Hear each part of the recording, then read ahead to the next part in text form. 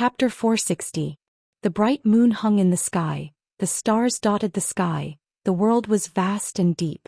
Not far from the military camp at the foot of a barren hillside, Xianxia looked at the 60 people lined up neatly in front of him. He stared for a long time thinking about how many of these people would survive in the end. However, where there is struggle there is sacrifice, this is inevitable. Hibiscus hid behind Xianxia and quietly poked half of her head out, curiously sizing up this group of people. From the fact that this group of people flew close to the ground at high speed without any help, she could tell that they were all experts at the early stage of the crossing Calamity realm. What made her most curious was that this group of experts seemed to be very respectful to Xianxia. Xianxia let go of Hibiscus's hand, walked in front of Gu Qingyun and said with a smile, "I have always admired you, so I gave you a chance. I hope I did not misjudge you." Gu Qingyun slightly bowed, did not say anything.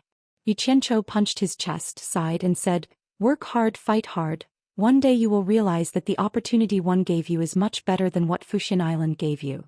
With that said, he waved his hand at everyone and said, "Let's go."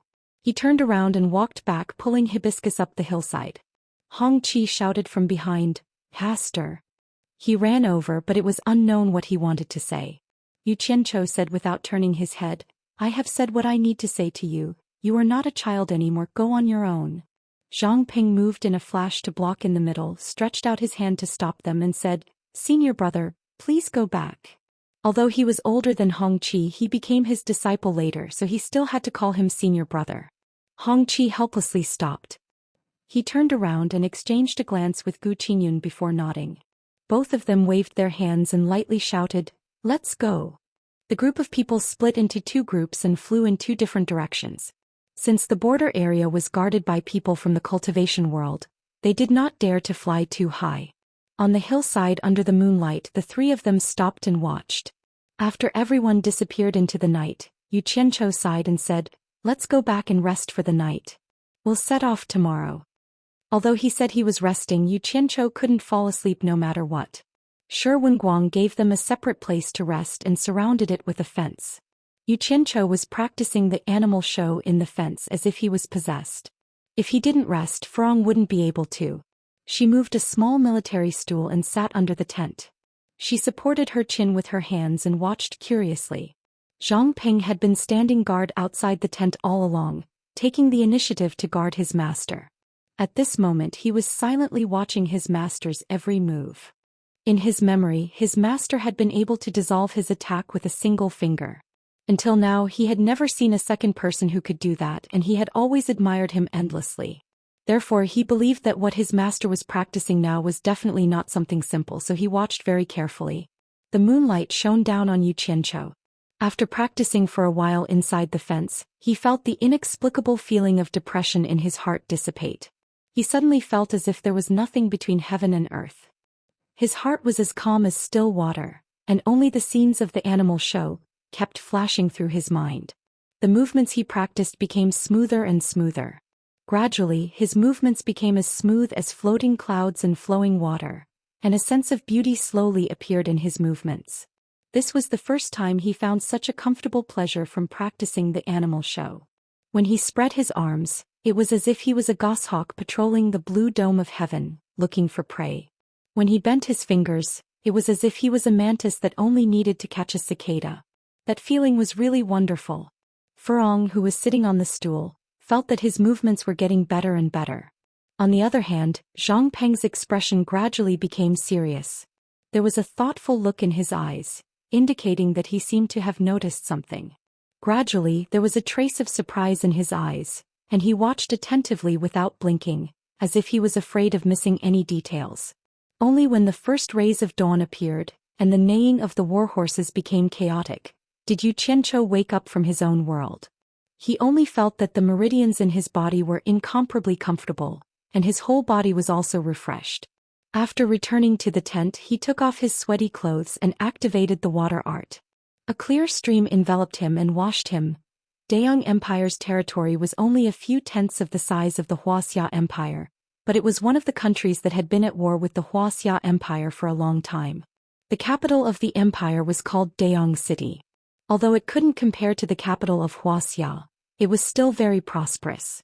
After all, it was still the capital of a country. On the bustling main street of the imperial capital, there was an inn called Welcome Inn. In the whole of Daong City, it couldn't be considered a big inn. Fortunately, the price was fair and business was booming. Today, after several groups of guests who wanted to stay in the inn entered, they all left in disappointment.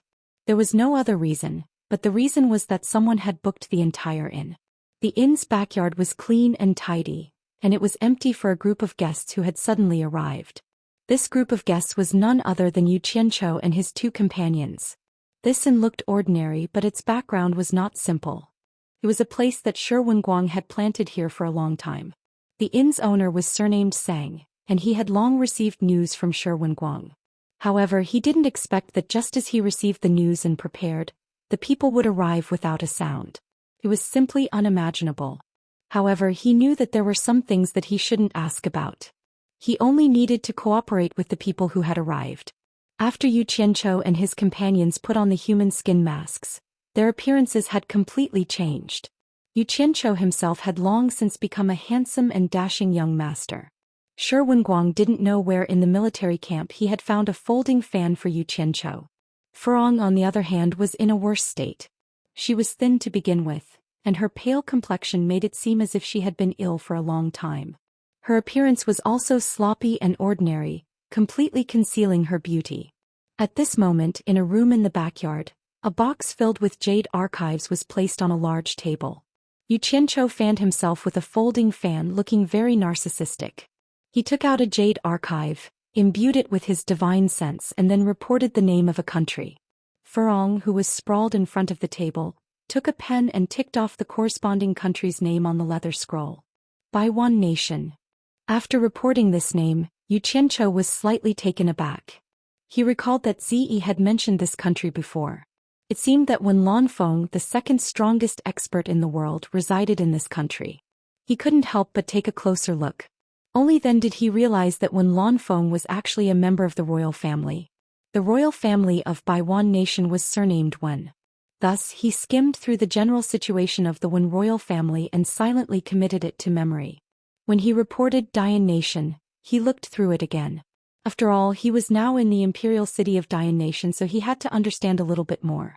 Furong had already found the box. Seeing that Yu Qianqiu was reading attentively, she didn't disturb him. She bit the tip of her pen and waited quietly. The royal family of Dayan Nation is surnamed Zhao. Yu Qianqiu muttered. He put down the scroll in his hand and took out another jade archive to report. After spending the entire morning, the two of them finally went through all the jade archives. At the same time, Yu Qianqiu's mind was filled with many things. After putting the jade archives away, Yu Qianqiu asked, "See if there are any countries that haven't been ticked off?" Furong eagerly hugged the cowhide scroll and easily found it. She pointed to the two countries at the top of the scroll and said, "The Wuxia Empire and the Tuan Empire." Yu Qianqiu leaned over to take a look. The Wuxia Empire was first and the Tuan Empire was second. This list of countries was arranged according to the size of their territories. In other words, the Tuan Empire was the country with the largest territory among all the foreign countries. Yu Qianqiu tapped his finger on the Tuan Empire's name. He chuckled coldly and said, "I've been looking for a long time. So it's you." Furong turned to look at him. She didn't know why he was looking for the Tuan Empire. Just then someone outside suddenly said, "It's almost noon. I wonder what my esteemed guests would like to eat? Please let me know so that I can prepare in advance." "Is that Boss Sang?" Yu Qianqiu took the cowhide scroll from the table and tossed it into his storage pouch. He walked over to open the door and saw Zhang Peng blocking the boss's way. Zhang Peng was a huge man to begin with. His block blocked the entire door. When he saw his master come out, he quickly moved to the side. Yu Qianqiu gently fanned himself. He looked at the amiable middle-aged man in front of him. No matter how he looked at him, he looked like a businessman. Who would have thought that he was a spy? Yu Qianqiu's smiling eyes revealed a sense of scrutiny. Occasionally he would reveal a sharp and threatening glint. The aura of a superior was faintly discernible. It was as if he viewed human lives as nothing more than grass. Mortals were indeed nothing in his eyes. Boss Sang felt a chill run down his spine under his gaze. He thought to himself, "Oh my." He didn't know who this person was. One look and he could tell that he was someone who had been through a lot of bloodshed. Moreover, he was the kind of person who wielded power. Boss Zhang might be a small boss in the marketplace, but he was used to seeing all kinds of people in the marketplace. When it came to judging people, ordinary people couldn't compare to him. At the same time, he also knew that this person had an extraordinary background. Otherwise, he wouldn't have received a secret order so quickly. Moreover, the secret order was even stamped with the great general's personal seal. Sir. Boss Zhang nodded and bowed with a smile. Then he quickly glanced at Zhang Peng. Judging from his strong physique, the calluses on his hands, and the look in his eyes, which were used to seeing life and death, this person was most likely from the military. As for the food, you can make it as you see fit. Yu Qianzhou smiled faintly and folded his fan. He pointed to the courtyard and said, "Just set it up here. I'll have a few drinks with Boss Zhang and ask him some questions." "I wouldn't dare. Sir, please ask away." Boss Zhang smiled respectfully. Zhang Peng snorted coldly. "Just do as Sir says. What's with all the nonsense?" "Zhang Peng, don't be rude." Yu Qianzhou reprimanded. Zhang Peng slightly folded his hands and said nothing, but his eyes were still fixed on Boss Zhang. Boss Zhang immediately nodded and said, "Very well. We'll do as Sir says. I'll go prepare now." With that, he turned around and quickly left. Yu Qianzhou watched him leave. Just as he was about to turn around and enter the house, he suddenly heard the sound of an argument coming from outside. Then he heard the sound of things being smashed and Boss Zhang's kind words of advice. He couldn't help but frown. Zhang Ping bowed and said, "Sir, I'll go take a look." Before they came, they had already discussed it. Master had changed the way he addressed Boss Zhang to Sir. There was no need for him to look. A dozen or so valiant black-clothed servants had already barged into the courtyard through the curved door. A handsome young man in snow-white clothes slowly walked out from the crowd, waving a white folding fan in his hand. Yu Qianzhou exchanged a glance with him. Both of them were slightly stunned and subconsciously looked at the folding fan in their hands. Chapter 461. Swoosh. Yu Qianzhou opened the folding fan in his hand. "My fan is bigger than yours and it's even golden in color." A faint sneer appeared on his face. The young man in white was taken aback, but he wasn't attracted by the fan. Instead, his gaze lingered on Yu Qianzhou's face for a moment. This was the first time he had seen such a handsome person. His gaze then fell on the fan in the young man's hand and he blurted out, "Vulgar." His voice was a little sweet. Although he was pretending to be a man, it couldn't conceal his femininity. Yu Qianzhou and Zhang Peng looked at each other. They weren't angered by his words. Instead, they began to scrutinize the young man. As they expected, the woman's features were very obvious. Her skin was fair and tender, her earlobes were pierced, and she didn't have an Adam's apple on her neck. As expected, she was a fake. Judging by her appearance, she was a rather good-looking fake. Yu Qianzhou noticed something even more interesting. When the fake was waving her fan, he noticed a thumb-sized lifelike dark green orchid embroidered on her sleeve. If he remembered correctly, the Jade archive he had read about Baiwan country showed that the symbol of Baiwan country's royalty was the exact same dark green orchid. Especially the fake's white fan. There was even a large Wen character written on it. Who was this girl in Baiwan country's royalty? Why would a member of Baiwan country's royalty come all the way here to stay in a small inn? Yu Qianzhou was deep in thought. At that moment, Boss Zhang finally managed to squeeze his way into the courtyard. He first ran over to Yu Qianzhou and said respectfully, "Sir, please forgive me for disturbing your rest." He then ran over to the young man and cupped his fists, saying, "Miss, this inn has been booked. Please take a few steps downstairs. There are several other inns." "Who are you calling a miss?" the young man shouted in a masculine voice. She refused to admit it. Little did she know anyone could tell that she was a woman. Several guards dressed as servants came up to her. "I was blind. Please forgive me, young master." Boss Zhang apologized profusely. A middle-aged man next to the young master took a step forward and said in a deep voice, "Seeing that your shop is quiet and clean, my young master has given face to stay here. Don't be ungrateful. You have 15 minutes to clear out all the unrelated people. Otherwise you can close your shop." Zhang Peng was infuriated when he heard this. He was just about to take a step when Yu Qianzhou stopped him with his fan. Yu Qianzhou raised his eyebrows. It seemed that because of his arrival the inn was cleaned up from top to bottom, and it brought trouble to them instead. The middle-aged man who just spoke was actually an early-stage nascent soul cultivator. To be able to have a nascent soul cultivator as a guard, it seemed like this fake was undoubtedly a member of the royal family of Baiwan country. Boss Sang helplessly apologized. Esteemed guests, please don't make things difficult for me. This shop is open for business and I've already accepted their money. How can I chase a guest out? There's no such thing. The middle-aged man raised his chin at Yu Qianzhou and said, how much did they pay you? We'll double it. This. Boss Sang still wanted to explain, but someone behind him shouted, 10,000 taels of gold. If you can take out 20,000 taels of gold, we'll move out immediately. Boss Sang turned around. Seeing that Yu Qianzhou had spoken, he simply retreated to the side and stopped talking. The crowd's gazes all fell on Yu Qianzhou. The young man in white glared at him and shouted, do you think I'm ignorant? Renting this shop for a day costs 100 taels of silver. Who would spend 10,000 taels of gold? I said 10,000 taels of gold, so it's 10,000 taels of gold. Yu Qianzhou said indifferently, didn't you say you'll pay double? Don't pretend to be rich if you don't have money. Get out of here and don't disturb my rest. Are you purposely looking for trouble? The middle-aged man's tone was indifferent as he slowly walked over. It seemed that he wanted to teach Yu Qianzhou a lesson. Zhang Peng clenched his fists. Zhang Peng clenched his fists. He had long wanted to teach these people a lesson. Yu Qianzhou gently folded his fan and said indifferently, a mere early-stage nascent soul cultivator dares to behave atrociously in front of me? You're courting death. His words immediately caused the middle-aged man to stop in his tracks. His face was filled with shock as he asked, You're also a cultivator? The fact that the other party could see through his cultivation meant that the other party's cultivation was above his. Then he looked at the towering man. The way he looked at him was extremely disdainful. It was obvious that the other party had seen through him as well. On the other hand, he couldn't even tell that these two were cultivators.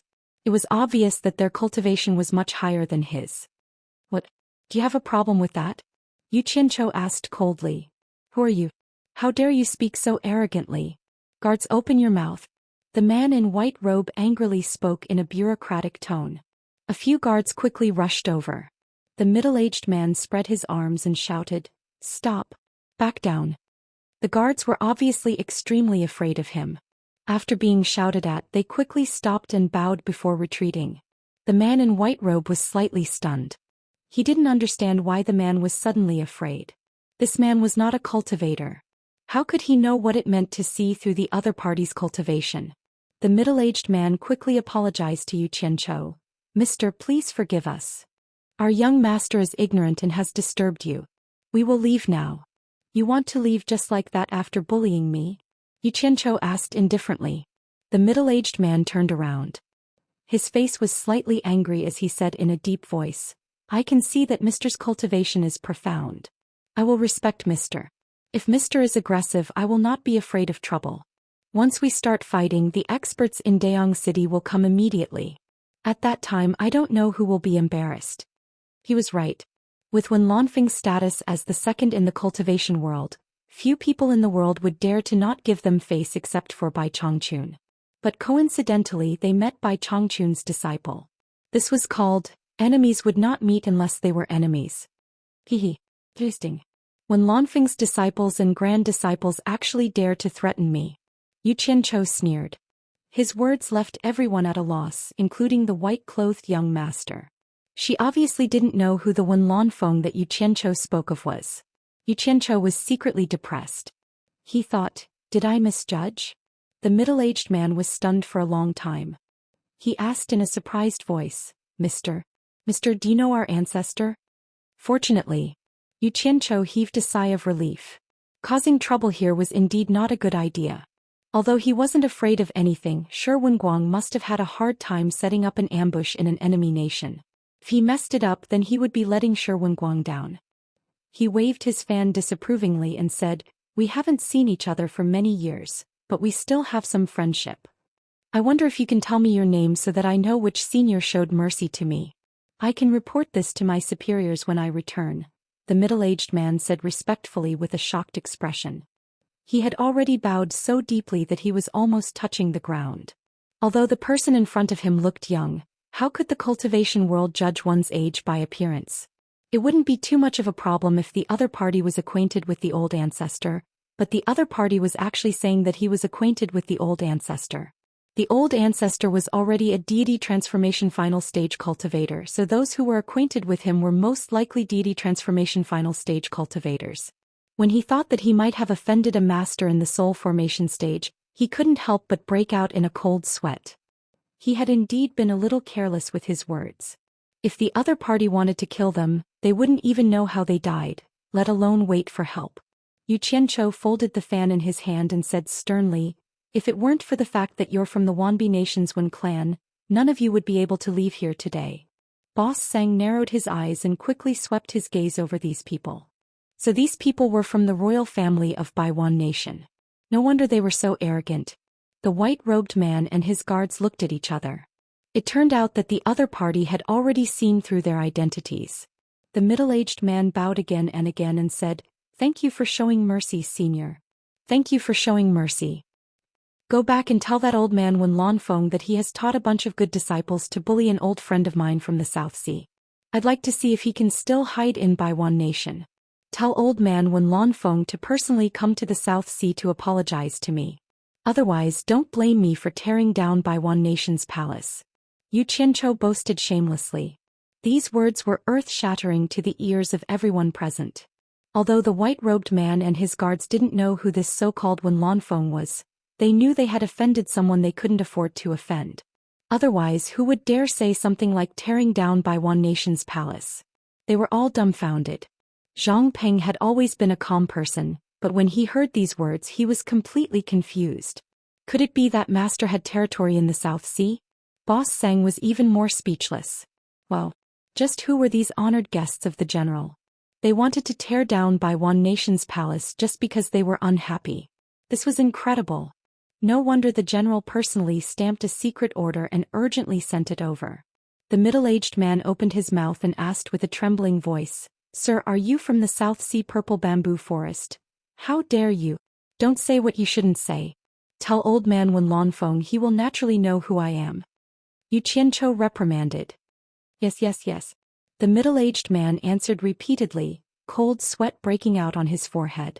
As Wen Lanfeng's disciples and grand disciples, how many of them didn't know who Wen Lanfeng's old friend from the South Sea was?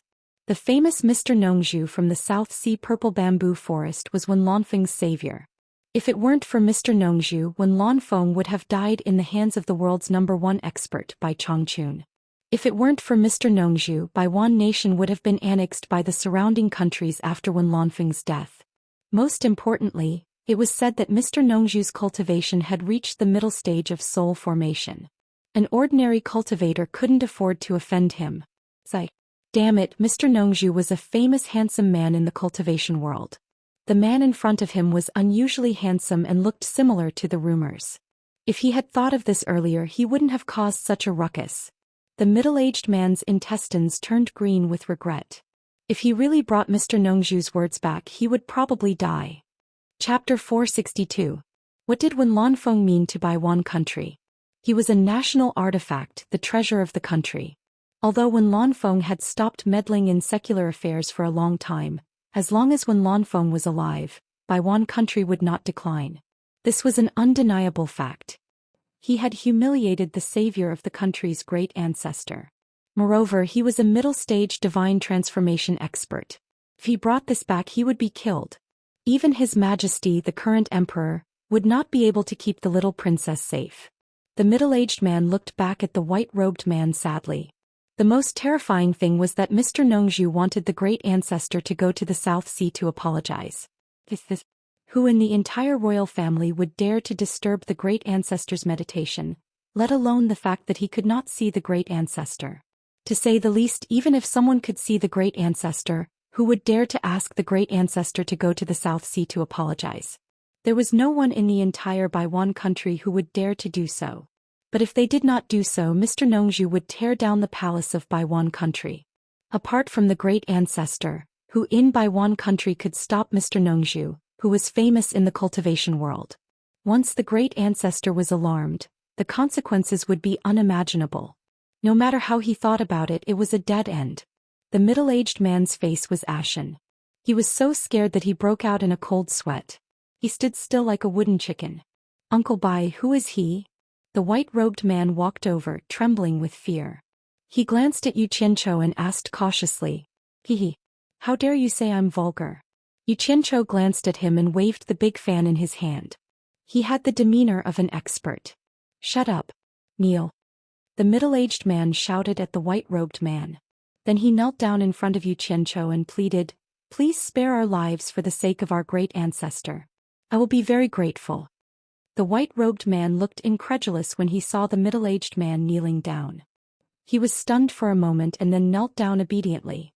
When these two people knelt down, the dozen or so guards behind them didn't dare to continue standing.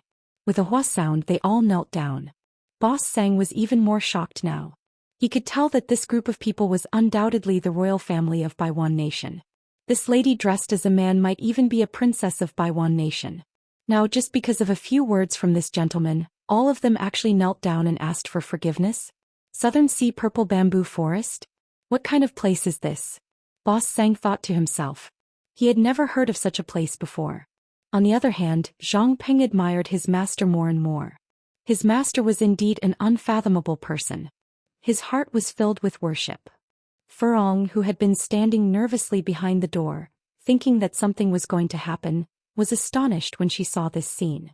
She didn't expect Yu Qianqiu to be so capable after leaving Fuxian Island. He could make a bunch of people kneel down with just a few words. At the same time, she felt more at ease, so she bit her lips and stood behind Yu Qianqiu. What's the meaning of this? Yu Qianqiu waved his fan and said indifferently, I didn't say I want your lives. Get up quickly lest someone sees you and accuses me of bullying the weak. In his heart he muttered, I didn't expect the handsome Nongzhu to be so popular outside. It seems I can make good use of him. Who told you to always bully me? I'm Wen Bai. I've long heard that Mr. likes to play games in the mortal world. I didn't expect to offend you today. The middle-aged man said while kowtowing repeatedly. I should go back to receive my punishment, but I didn't dare to disturb the old ancestors' cultivation. I hope that Senior will let this matter go since we don't know anything. He gritted his teeth and threw caution to the wind. Instead of going back to receive his death, he might as well pluck up his courage and try.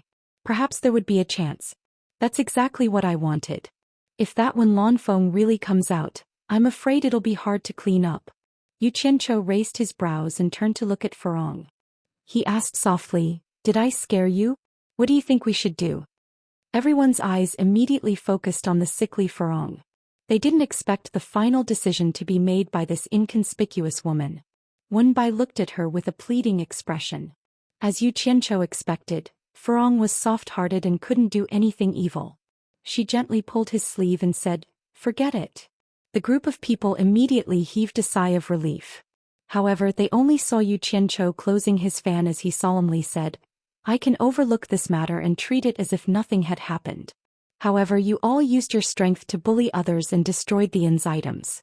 Because of me, the inn suffered losses for nothing. I will punish you all to compensate heavily. Do you all accept this? Yes, yes, yes. Wen Bai quickly got up and went to Boss Sang. He cupped his hands and apologized, I'm really sorry. May I know how much the broken things will be worth? I'm willing to pay double the amount as compensation. Boss Sang was speechless. However, the broken bowls and plates really weren't worth much. He couldn't help but glance at Yu Qianqiu.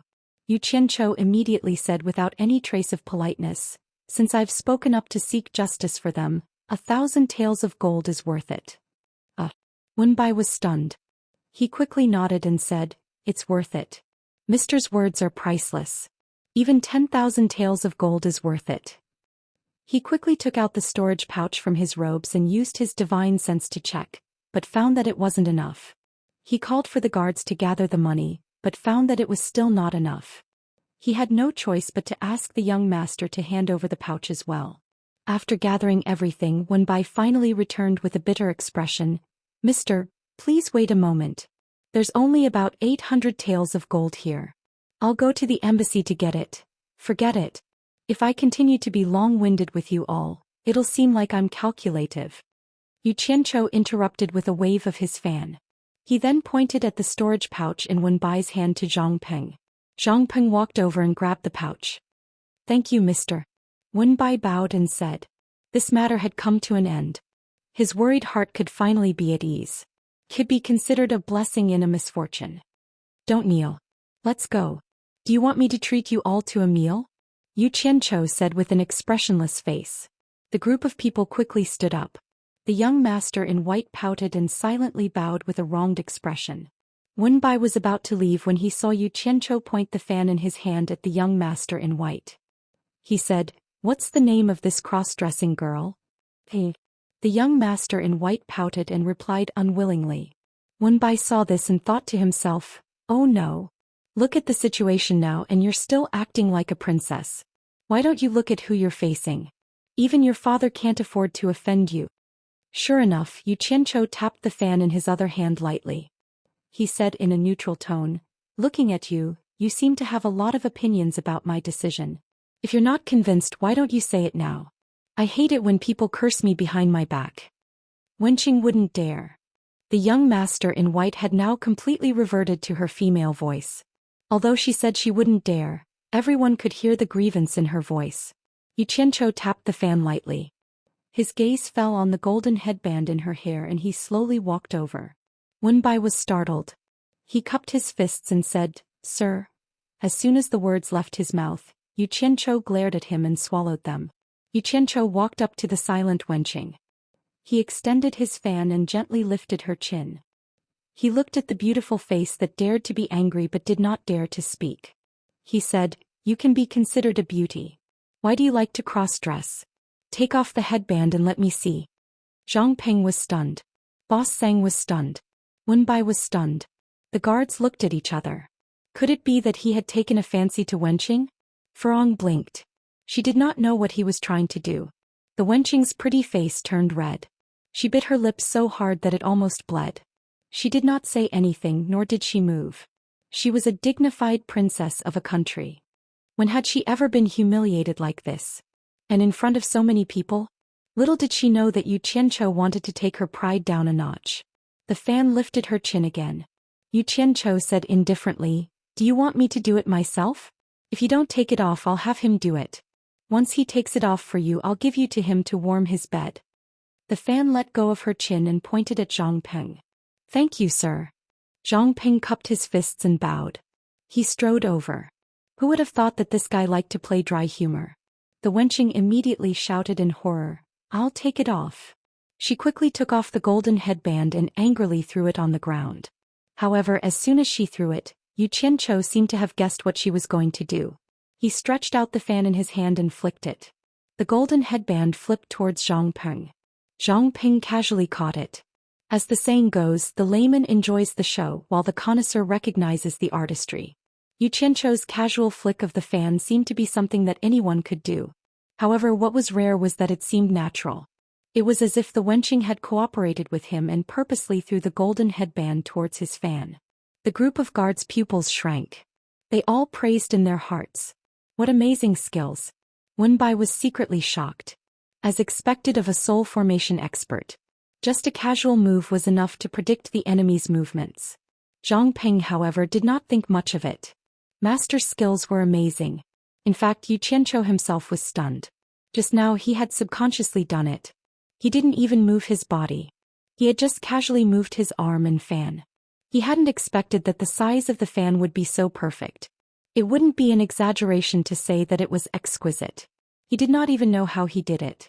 In a flash, he remembered what Bai Changchun said when he taught him the animal play. He was overjoyed. Old man Bai did not lie to him. The Wenqing stood there with her hair disheveled. In the blink of an eye, the handsome young master had changed. Especially her eyes, which were already welling with tears. He was trying hard not to cry. Yu Qianzhou raised the fan in his hand and parted the messy hair on her forehead. Her beautiful face, rosy cheeks and tearful cheeks were really pitiful. She was indeed a great beauty. All right, you can go. Yu Qianzhou expressionlessly said as he held the fan and knocked on the Wenqing's forehead. Thank you, sir. Wenbai bowed awkwardly. He then scolded the Wenqing. Hurry up and thank sir. He was really afraid of causing trouble again. Thank you, sir. Well, The wenching was full of grievances. As soon as she finished speaking, she immediately burst into tears and ran away. The group of guards quickly bowed and left to chase after her. Chapter 463. Without the group of people, the courtyard became much quieter. There were only a few sparrows chirping on an old tree in the corner. Xianxia opened his folding fan and waved it gently. He stared expressionlessly at the sparrows hopping about on the tree branch. He truly had the demeanor of an expert. Boss Sang walked over and said respectfully, "Please wait a moment, sir. The food and wine will be ready soon." Xianxia grunted softly and didn't mention the gold again. After he walked out of the courtyard, Zhang Ping took the initiative to hand over the storage bag. Xianxia put it away and pretended that nothing had happened. He had a lot of spirit stones on him and didn't have much gold or silver in the secular world. Since someone had taken the initiative to give him money, he could use it to accompany hibiscus. Not long after, a waiter brought over a square table and placed it in the center of the courtyard along with a chair. Piping hot food and wine were served one after another. It was an exceptionally sumptuous meal. Boss Sang told the waiter not to disturb them and invited the three to take a seat.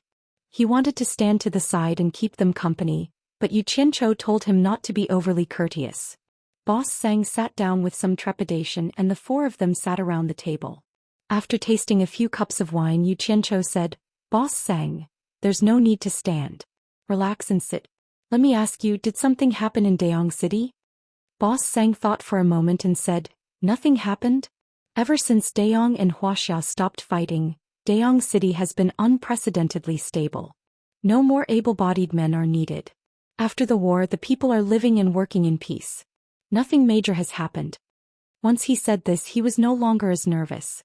Hibiscus quietly ate by herself, occasionally glancing at Xianxia with satisfaction. Zhang Ping wasn't so pretentious. He listened as he ate and didn't hesitate to grab food with his hands. He really didn't treat himself as an outsider. Boss Sang didn't dare to be too presumptuous. If the gentleman opposite him didn't move his chopsticks, he definitely wouldn't. Xianxia picked up some food for Furong with his chopsticks and said doubtfully, "That's strange. The distance between Baiwan Nation and Dayan Nation isn't short. The princess of Baiwan Nation disguised herself as a man and came all the way here with her guards. Did she come here just to have fun?"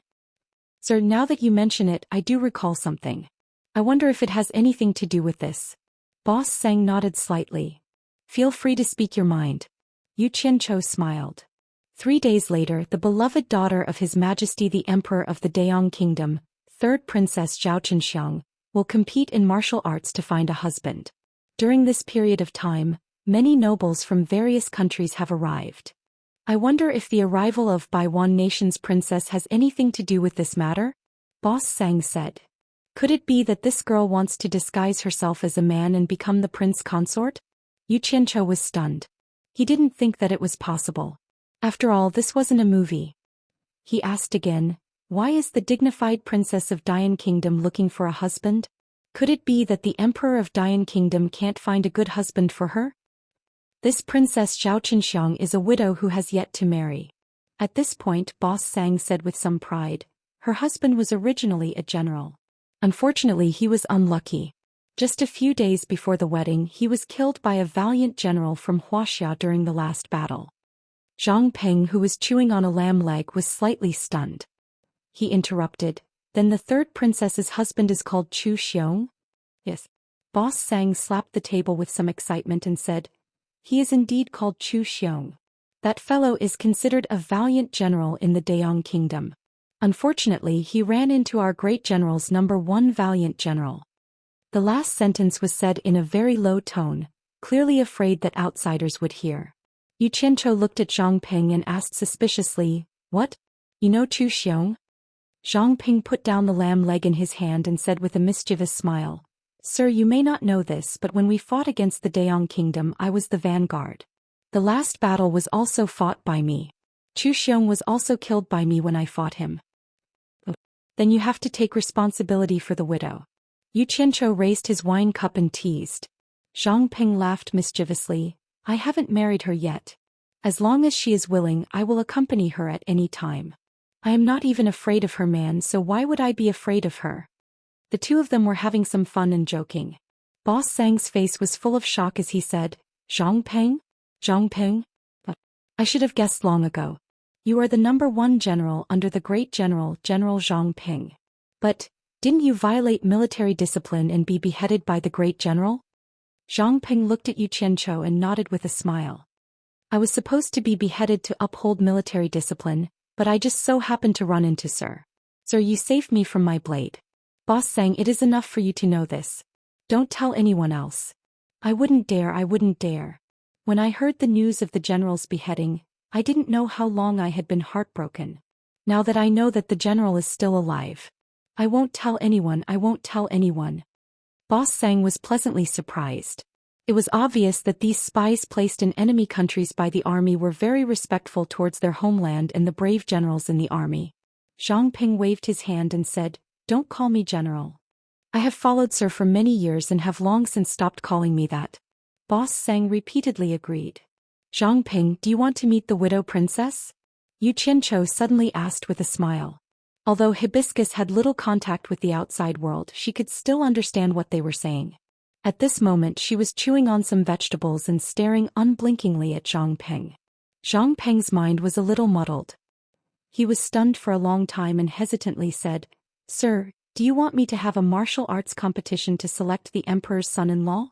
Boss Zhang's mouth went round in a circle. When two countries faced off against each other, he killed the fiancée of someone else and then broke into the enemy country to marry his fiancée. When he came back to his senses, he tried to dissuade him. Sir, I'm afraid that won't do. After all, the princess of Daoist is a princess. This martial arts competition to select the emperor's son-in-law must be someone of status. I'm afraid ordinary people don't have the qualifications to sign up. That's simple. I'll go find those people from Baiwan country and ask for a high-ranking Baiwan country status. It's just a registration.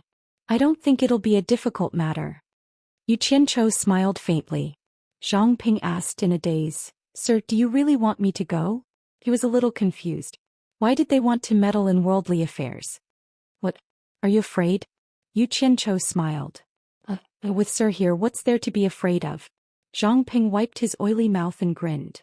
I just think it's a little too exciting. Haha. Alright, then it's settled. After we finish eating, I'll go find the people from Baiwan country. Yu Qianzhou smiled as he poured the wine in his cup into his mouth. Sir, that. Zhongpeng said shyly, what if I'm really selected as the emperor's son-in-law? Do I really have to become the emperor's son-in-law? Are you stupid? We're just going to join in the fun. If you don't like the princess, you can find an opportunity to be defeated by your opponent. Isn't this a martial arts competition for a spouse? Yu Qianzhou paused. Of course, if you like the princess and want to have a taste of her bed, I won't object. Hearing this, Zhongpeng and Boss Zhang looked at each other and smiled knowingly. Hibiscus, who had food in her mouth, struggled to swallow it. She stared at them and asked curiously, Is the princess's bed very comfortable? The three men, who had just raised their cups to each other and had wine in their mouths, all spat it out when they heard this. Yu Qianzhou coughed twice and said awkwardly, I don't know either. If you want to try, I'll find an opportunity to take you there. Hibiscus smiled with an eager expression. Yu Qianzhou hurriedly picked food for her and stuffed her mouth so that she wouldn't say anything scary. He had a reason for asking Zhongpeng to compete for the emperor's son-in-law. For a long time, the Wuxia cultivation world had a sense of seclusion. Basically, they didn't have any contact with the foreign cultivation world. They knew very little about the foreign cultivation world, almost nothing at all. Right now, he urgently needed to find an entry point to the cultivation world so that he could gather some information. It would be best if he could open up a path. It seemed that the cultivation world of the various countries here had a close relationship with the royal family. Letting Zhongpeng participate in the martial arts competition to select the emperor's son-in-law was a good opportunity to make contact with the cultivation world of the various countries. The western suburbs of Daoist City were where the embassies of the various countries that had diplomatic relations with Daoist Nation were located. Baiwan Nation's embassy was naturally located here as well. It wasn't small, and it was a very grand and imposing mansion. In fact, the embassies of the various countries were built in an imposing manner. The purpose was none other than to show their country's powerful image. The dozen or so guards standing guard in front of Baiwan Nation's embassy suddenly saw a man with disheveled hair rushing over. They were about to shout at him to retreat with their weapons. However, when they saw the group of people behind the man, they immediately moved aside, allowing the man with disheveled hair to run in while wailing loudly. Soon after, the group of people followed him in. The man who was wailing loudly was naturally the hipster who had been greatly humiliated. After he ran in, the servants and the envoys who came and went were at a loss of what to do. The hipster directly rushed into the main hall, whose doors were wide open. When he saw a middle-aged man with a dignified aura sitting upright and talking to someone beside him, he immediately burst into tears. Uncle Wang, I've been bullied. You have to help me. What? He was crying his heart out. The group of people in the hall were startled by the man with disheveled hair. When they heard who it was, they were all stunned. The dignified middle-aged man jumped to his feet. When he saw the hipster's disheveled appearance, his expression darkened. What on earth is going on? The group of people also stood up with sullen expressions. How could the dignified princess of Baiwan nation be bullied? Especially in a foreign country, this was simply an insult to the country's image. The hipster with disheveled hair wiped away his tears. He turned around and pointed at Wenbai, who was outside, and cried, "Ask him." Once the dozen or so guards arrived at the entrance of the main hall, they immediately scattered to the sides. This was not a place they could enter casually. Wenbai walked in and cupped his hands at the man above him. The man also cupped his hands in return. "Brother Wenbai, what on earth is going on? With you by her side, how could Qing be bullied? How do you want me to explain this to my brother when I return?" "Your Highness, don't mention this again." Wenbai walked up to him and whispered in his ear, "Just now, the princess offended someone we can't afford to offend." What a joke. The prince slammed the table beside him and sneered. "Not many people in the world dare to bully the royal family of Baiwan nation. Please calm down, Your Highness." Wenbai shook his head and smiled bitterly. He whispered again. This time, the person the princess offended was Mr. Nongzhu of the South Sea Purple Bamboo Forest. It's already good enough that we can come back alive. What? It's him? The prince was immediately dumbfounded. He looked at the crying hipster with an indescribable expression. Chapter 464. The prince's name was Wen Yuan, and he was the younger brother of the current emperor of Baiwan Kingdom. Ordinary members of the royal family might not know the secrets of the royal family, but how could he, one of the top figures of the royal family, not know the history of the Wen family? It was precisely because of this that he was shocked. The hidden old ancestor was a peerless expert with mysterious means. It was because of his fame that the Wen family had established its current status in Baiwan Kingdom. Who was Mr. Nongzhu? He was one of the few friends of the old ancestor. It was said that he was also a peerless expert with mysterious means. There was also a legend that Mr. Nongzhu was the old ancestor's benefactor. This matter involved the old ancestor's romantic past, and it was strictly forbidden to spread within the royal family. When Yuan glanced at the still crying scholar and swept his eyes over the people on the left and right sides of the hall. These people were the relatives of the royal family and some meritorious officials who came with the team. He waved his hand at them and said, "You can leave for now." The group of people saluted and left the hall. However, there was a young man who looked similar to the prince who did not leave. He was hesitant and seemed to have something to say. This person was the prince's second son, Wen Chongqing. Wen Yuan frowned slightly and said, "Chongqing, do you have something else?" Wen Chongqing said respectfully, "Father, I want to stay and listen to what is going on. I want to see if I can help you." How dare he disobey his father's order? Wen Yuan raised his eyebrows and swallowed the reprimand that was at the tip of his tongue. This youngest son was born of a concubine. Because he was born of a concubine, it was not his turn to inherit the throne. That was why there was this trip to Dayan Kingdom. Baiwan Kingdom had a cruel rule for the royal family. Because Baiwan Kingdom's territory was not very large, in order to suppress the spread of royal family members, each royal family could only have one descendant to inherit the title. Once the others were married, they would be demoted to commoners. Normally, even if these people were demoted to commoners, they would still have a background. But unfortunately, because of that cruel rule, no one wanted to give up on the inheritance of the title, and the internal strife between the brothers continued unabated. Imagine, after someone inherited the title and gained power, how could he let go of his former enemies? Therefore, many people who lost the right to inherit had a very bleak ending. No one dared to change the iron law set by the ancestors. It was precisely because Wen Yuan did not want to see the situation of his two sons killing each other that he had allowed the dignified prince to run for the emperor's son-in-law. He hoped that he would be able to protect both his wealth and his life. This was also a last resort. Most of the people in the hall had come for this reason. Wen Yuan wanted to reject his son's request, but he couldn't bear to say it out loud. Wen Bai, who was at the side, knew that it was hard for him to say. He glanced at Wen Chongjing and said with a faint smile, "Your Highness, after all, the literati already know about it. It's fine even if Chongjing knows about it. I believe that Chongjing will not spread it." Although his surname was Wen, he had been adopted by the Wen family since he was young because of his talent for cultivation. He was not a true blood relative of the Wen family, but he was one of the protectors of the Wen family.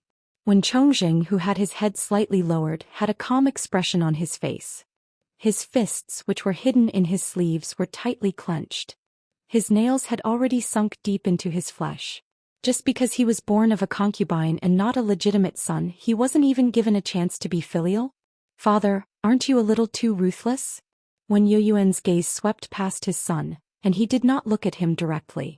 He asked Wen Bai, "What is going on? Mr. Nongzhu is a mysterious person. How did you offend him?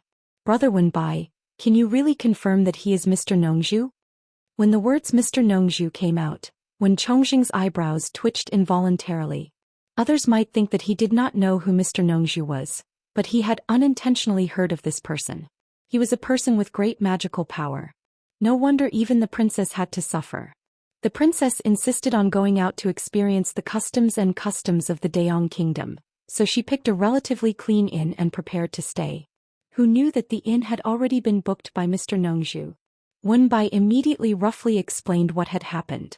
Because when Chongjing was present, he decided to leave the details to the prince alone. Unexpectedly, the tearful literati wiped his tears and said, "Uncle, who is that person? He could tell that we are the royal family of the Baiwan kingdom, but he actually dared to force Qing to kneel and admit her mistake. Also, who in the royal family is Wen Lanfeng? Why have I never heard of him?" That person kept saying that he wanted Wen Lanfeng to personally go to the South Sea to apologize to him, or he would tear down the palace of the Baiwan kingdom. He was so arrogant, but Uncle Bai still sided with him and bullied Qing together. "Boo!" She cried again. Her tone seemed to be complaining, but the listener was listening attentively. Wen Bai smiled bitterly. He originally wanted to leave these words to Wen Yuan, but who knew that she would spill it all out? Wen Yuan's scalp tingled. He naturally knew that the elder ancestor was Wen Lanfeng. In this world, who else could ask Wen Lanfeng to go to the South Sea to apologize but that person in the South Sea? Oh my God. This girl was easy to provoke, but why did she provoke him? The elder ancestor could not give face to anyone, but he had to give face to that person. He had saved his life. When Chongjing looked calm, but his heart was in turmoil. That Mr. Nongzhu was actually a person who could influence the legendary elder ancestor of the Wen family? Oh my God. His heart was beating wildly, and he seemed to have found a way to the other side of the sea of bitterness. He had long had this intention, so he more or less knew some hidden things, so he knew who Wen Lanfeng was, unlike Princess Wenqing who was ignorant. 800 taels of gold will be fine? Wen Yuan murmured. When he heard Wenqing sobbing without knowing the immensity of heaven and earth, he immediately pointed his finger and shouted angrily, "Still crying? Do you know that you almost caused a terrible disaster? If something happens, even your father will be implicated and no one can save you." The sobbing stopped and Wenqing's mouth opened. Her hair was disheveled and she stood there pitifully, not daring to cry anymore. It was the first time she had seen Uncle Wang so angry at her. When she heard that even her father might be implicated, she finally believed that she had really provoked someone she could not afford to offend. With tears in her eyes, she tried to guess who the vulgar guy with the big fan was. Outside the hall, a servant lightly walked in and respectfully said, "Your Highness, lunch is ready. Please enjoy your meal." "Get lost." Wen Yuan roared wildly. Immediately, the servant was so scared that he scrambled out, not knowing how he had offended the prince. "Come." Wen Yuan shouted again. 2 guards with sabers on their waists quickly ran in to greet him. Wen Yuan waved at Wenqing and said in a deep voice, "Order all the guards in the embassy to keep an eye on the princess. Without my order, no one is allowed to let the princess go out. If you let her step out, I'll take both of your heads. Yes. The two guards stood up, but they were shocked. Although the prince was noble, it was a bit too much to put the princess under house arrest. But they were the guards of the prince's mansion, so they stood behind the princess without saying a word, obeying the prince's order. Uncle Wang. Qing knows she was wrong. Wenqing said with infinite grievance. But it was useless to act spoiled today. When Yuan said sternly, "Shut up, I will ask your father to punish you when we go back." Wenqing was dumbfounded. Wenbai shook his head and sighed. When Chongqing, on the other hand, realized how powerful Mr. Nongzhu was. After Wen Yuan calmed down a little, he turned and said, "Brother Wenbai, I will go change first. I will trouble you to bring me to see Mr. later. I want to apologize in person. Since Mr. has promised not to pursue the matter, I believe he will not go back on his words. If we go, I am afraid we will make Mr. unhappy." Wenbai was stunned. When Yuan said with a bitter smile, "I will not be at ease without seeing him. I hope Brother Wenbai can understand." Although he said that, he more or less wanted to get to know the senior expert. He had never seen the ancestor in his life, so it was enough to be able to see Mr. Nongzhu. "All right then," Wenbai said with a helpless smile. Following which, the two of them walked out together, leaving only the four of them in the hall. The two guards stayed close to the princess, while Wen Qing stared at Wen Chongqing with endless resentment and said, "Brother Wang, you have to stay behind and accompany me."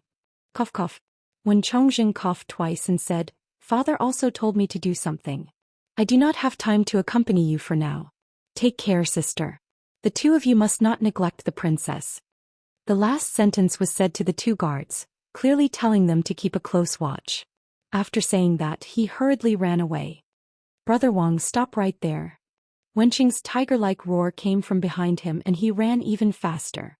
At Guangying Tavern, after Yu Qianchou and the others had eaten and drunk their fill, Boss Sang called for someone to clean up the leftovers. He personally went to the street outside and bought 3 money pouches. These things were what Yu Qianchou wanted. He was naturally prepared to spend money to accompany Furong shopping, but hanging a storage pouch outside was too conspicuous, so he still needed the money pouches. Boss Sang had just returned to the entrance of Guangying Tavern with the 3 money pouches when he came face to face with 4 people.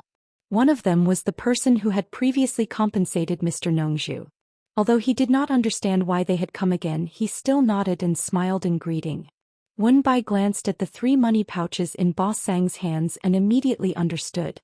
He cupped his hands and said with a smile, "Boss, we meet again. Is that Mr. still in the tavern?" Boss Sang quickly looked them up and down, then returned the greeting and asked, "What business do you have with Mr. Nongzhu?" When Yuan, who was standing to the side, cupped his hands and said with a smile, "This humble one has come to apologize to Mr. Nongzhu because of my niece's recklessness. I'll have to trouble Boss Sang to inform him." As he spoke, he slightly waved his hand behind him. A guard took out a shining white ingot of silver and stuffed it into Boss Sang's hands. Boss Sang put on a happy expression and said, "Please wait a moment. I will go inform him immediately." He then hurriedly ran inside. When he reached the back courtyard, he saw that the innocent woman was playing with the 3 piles of gold and silver on the table. She was having a great time. Mr. Nongzhu was standing to the side, waving his fan and watching with a smile. General Zhang Ping suddenly turned around. When he saw that it was Mr. Nongzhu, his vigilant gaze relaxed. Chapter 465. Sir, the people from Baiwan Nation are here again. This time they have an extraordinary bearing. He said that the princess is his niece and wants to apologize to you.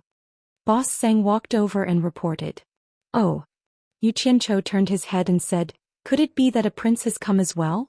That's good, I don't have to make a trip myself. Let them come." Boss Sang handed him the 3 money pouches and went out to fetch the people. Yu Qianchou put the money pouches on the table and said with a smile, "Are you done dividing them? If you are, then pack them up."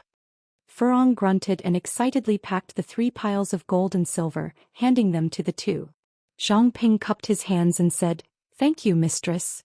Seeing that the 2 had hung the money pouches on their waists, Furong imitated them. Outside Guangying Inn, as a powerful prince of Baiwan Nation, this was the first time when Yuan was summoned outside a small inn. After a while, Boss Sang came out and cupped his hands at them. "Sir is inside, please follow me." When Yuan cupped his hands in thanks and the 4 followed him in. When he arrived at the entrance of the courtyard, Wen Yuan couldn't help but feel nervous. The person he wanted to see was not someone from the secular circle at all, but an immortal-like figure that was above the secular world. He wouldn't put him a king in his eyes at all. To put it bluntly, if he was not related to the ancestor Wen Lanfeng, the other party would not even bother to pay attention to him. This time he would not rashly barge in. Although he did not bring many guards, he still waved 2 guards to stand outside.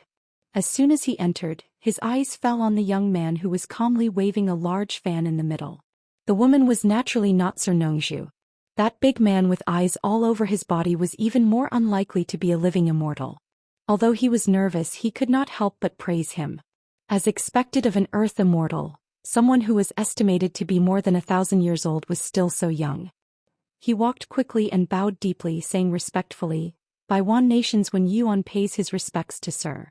He did not dare to call himself this prince. Wen Bai also bowed.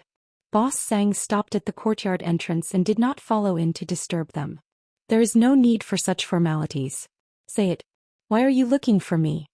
Yu Qianzhou asked. He still had to put on the airs of an expert.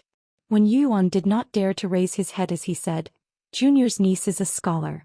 She did not know that she had offended Mr. After Junior learned of this, I was truly terrified and came over to apologize. Enough. Yu Qianzhou snorted coldly. Just for this? Didn't I say that I would let bygones be bygones? Do I have to reply again? You don't take my words seriously? He glanced at Wen Bai indifferently. A ghastly and terrifying aura instantly enveloped the two of them. This kind of aura that brought them to the brink of despair was something the two of them had never experienced in their lives. Then a faint bone-piercing chill touched their bodies, causing them to feel as though their bodies were about to be frozen stiff. Their upper teeth were chattering as they shivered. Wen Yuan wanted to open his mouth to explain, but he found it difficult to even speak. He glanced at Wen Bai out of the corner of his eye and was even more shocked. He naturally knew that Wen Bai was a cultivator, but Wen Bai's entire body was on the verge of collapse, as though he could collapse to the ground at any moment. It was obvious that the pain he was enduring was even greater than his own. He was immediately scared out of his wits. He thought to himself, "My life is over. If I had known earlier, I wouldn't have come here." In fact, Wen Bai had already entered a semi-conscious state. One must know that the power of the netherworld ghost flame was something that even Ze, who was in the late stages of crossing tribulation, could not withstand, let alone an early-stage nascent soul like him. Yu Qianzhou knew that words were useless. If he wanted to convince the other party that he was Mr. Nongzhu, he had to show off his power. Wen Yuan did have a trace of doubt just now. Was this young man really that Mr. Nongzhu? Although this thought only flashed by, he was now sure of it without a doubt. This kind of coercion was not something that could be achieved with aura, but with a divine ability. Although the power of the netherworld ghost flame only affected the two people in front of him, Furong and Zhang Peng were sensitive enough to capture a little bit of horror. Coupled with the two people's dying expressions, they immediately understood that it was Yu Qianzhou showing his might. "I'll give Wen Lanfeng face this time. If there's a next time, think about the consequences yourself." Scram. Yu Qianzhou shouted lightly and withdrew the coercion that the black fire gave to the two people. The two people immediately felt as if they had returned to the side of a warm stove from an ice cave. After a while, they slowly recovered and bowed as if they had been pardoned. They did not dare to say any more nonsense. When the two people walked to the gate of the courtyard, a faint voice came from behind them, "Wait." The two people slowly turned around as if they were struck by lightning. Their faces were deathly pale. Could it be that he changed his mind again and wanted to kill the two of them? Yu Qianzhou waved his fan and said with a faint smile, "Prince Wen, I just happen to have something that I need your help with. I wonder if it will be troublesome?" Wen Yuan looked at the smile on his face and could not help but shiver. This strange person's temper was really hard to fathom. The speed at which he changed his attitude was really fast. He had just made a thunderous move and now he sprinkled rain. He quickly walked over and bowed. "I don't dare. Mister, please tell me. This junior will do his best. I heard that the Dayan Kingdom is holding some kind of martial arts competition to select a son-in-law. The participants are all people of status." Yu Qianzhou closed his fan and pointed at Zhang Ping, saying, "I'll have to trouble you to help my follower register as a member of the upper class of the Baiwan Kingdom. We will also go and join in the fun." Ah. When Yuan was startled and did not have the demeanor that a prince should have. He could not wrap his head around it. Why would such a person care about a son-in-law? Why? If it is difficult, then forget it. I won't see you out. Xianxia slowly turned around. It is not difficult, it is not difficult. Mr. has misunderstood. This junior is glad to be able to serve Mr. How can there be any difficulty? When Yuan immediately cupped his hands towards Zhang Peng and said, this junior wants to know Mr.'s name. Zhang Peng replied indifferently. So it is Mr. Zhang Peng. I will remember it. This junior will immediately handle it. When Yuan bowed towards Xianxia and hurriedly left with the few people. Prince. Hehe. That's all there is to it. Xianxia raised his eyebrows and opened his fan. He walked in front of Furong and stretched out his hand with a smile, saying, let's go. I will teach you how to spend money. Furong nodded excitedly, grabbed his hand and followed him happily. The three of them strolled along the bustling streets of Deyang City. Because they had taken the breath-concealing pill, they were not afraid of being recognized as cultivators. Zhang Peng followed behind the two of them and silently looked around. Xianxia held Furong's hand and waved his large fan, looking like a hedonistic son of a rich family. On the other hand, it was Furong's first time on the streets of the secular world.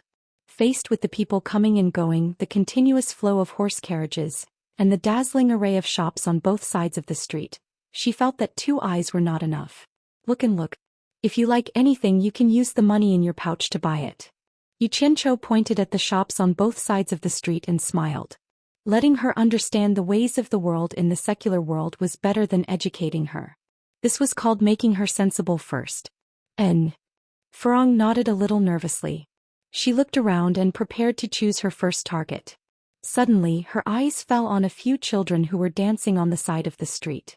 The boys and girls were like carved jade, innocent and lively, and their smiles were as bright as the sun. They looked really cute. I'll buy them. Furong directly pointed at the children. Xianxia and Zhang Peng felt as if they were struck by lightning and were stunned for a long time. Then Zhang Peng, who was as big as him, lowered his head and looked around for something. Where did my money go? This caused the passers-by to also look at the road. You can't buy that. Xianxia smiled awkwardly and hurriedly dragged her into a shop. He began to teach her how to buy things step by step and even how to bargain. He also began to carefully teach her some things about the ways of the world. After a few practice sessions, Furong fully displayed a woman's talent for shopping. She improved at a godly speed, and the price she haggled caused Xianxia and Zhang Ping to be dumbstruck. She was really good at helping Xianxia save money. The more Furong talked, the more courageous she became. From the looks of it, it seemed as if she wanted to go to all the shops in Deyang City one by one. Xianxia always had a doting attitude towards this girl. Thus he took a few deep breaths and prepared to risk his life to accompany his wife to go shopping. Zhang Ping carried more and more things in his arms and shoulders. He had no choice but to find a hidden place to throw them into his storage pouch. He couldn't understand. What was the use of those stone stools, doors, weights and the like? Was it because they were cheap? In his heart he secretly decided not to do it again. In the future he would resolutely refuse to go shopping with women. It was too scary. It was even scarier than being ambushed on the battlefield. The owner of this shop is too unscrupulous. I'm not buying from him. Let's go to another shop. Furong angrily pulled Xianxia out of a toilet bowl shop. In the beginning it was Xianxia who pulled her, but now it was she who pulled Xianxia. Xianxia staggered from her pull and almost tripped over the doorsill. He repeatedly nodded his head, and his heart was filled with endless joy. It turned out that bringing a woman shopping was the fastest way to educate her. This trip was not made in vain. Continue. Zhang Peng, who was following behind, almost burst into tears. He thought to himself, Master, what a pure and innocent woman. She didn't even spend an afternoon. She was educated to this extent by you. On the bustling street, there was a person following the three from afar. It was none other than Wen Yuan's son, Wen Chongzheng. Guangying Tavern had been booked by someone. The three of them matched the number of men and women. In addition, the owner of the tavern had respectfully sent them out. It was likely that the person waving the large fan was Mr. Nongzhu, who had caused his father to leave in such a sorry state. Although they were strolling on the bustling street, It had to be said that Zhang Peng's vigilance was not something an ordinary person could compare to. After strolling along a few streets, he discovered that the same person was following them from afar. He immediately transmitted his voice to Yu Qianchou. "Master, there's someone following us." Yu Qianchou nodded slightly. When they reached the entrance of an alley, he pulled Furong along and the three of them walked in together. Not long after, a person had just stuck his head into the alley to take a look when Zhang Ping, who was guarding the entrance, reached out and grabbed him by the neck. He directly dragged him in and threw him to the ground. Yu Qianchou smiled as he put away his fan and said, "You like to follow? Zhang Ping, break his pair of dog legs first." The person following them was naturally Wen Chongqing. He was dizzy from the fall, but when he heard this, he immediately sobered up. He hurriedly begged for mercy. Mr. Nongzhu, it's a misunderstanding. It's really a misunderstanding." Chapter 466. Hearing this, Zhang Peng stopped. He knew that his master was now that Mr. Nongzhu, so he looked at Yu Qianchou with a questioning gaze. "Oh. Since you know who I am and still dare to follow me, you've got guts." Yu Qianchou smiled faintly and said, "Why are you following me? Tell me the truth. If you lie, I'll tear you apart and feed you to the dogs. Get up and speak." Although he said this with a smile, Wen Chongqing felt a chill run down his spine. He did not dare to doubt that Miao Yi was joking. He immediately climbed to his feet with the help of the wall. Trembling, he said, "I am Wen Chongqing, the second son of Baiwan country's Prince of Tranquility, Wen Yuan. Today I heard Uncle Bai and my father mention you, so I was curious and followed my father to the inn where you were staying. When I saw you come out, I couldn't help but follow you." "Couldn't help but follow me?" Yu Qianchou laughed mockingly. He narrowed his eyes as he recalled some of the matters regarding Baiwan country recorded in the Jade Archive, especially the rule that the royal family could only have one heir.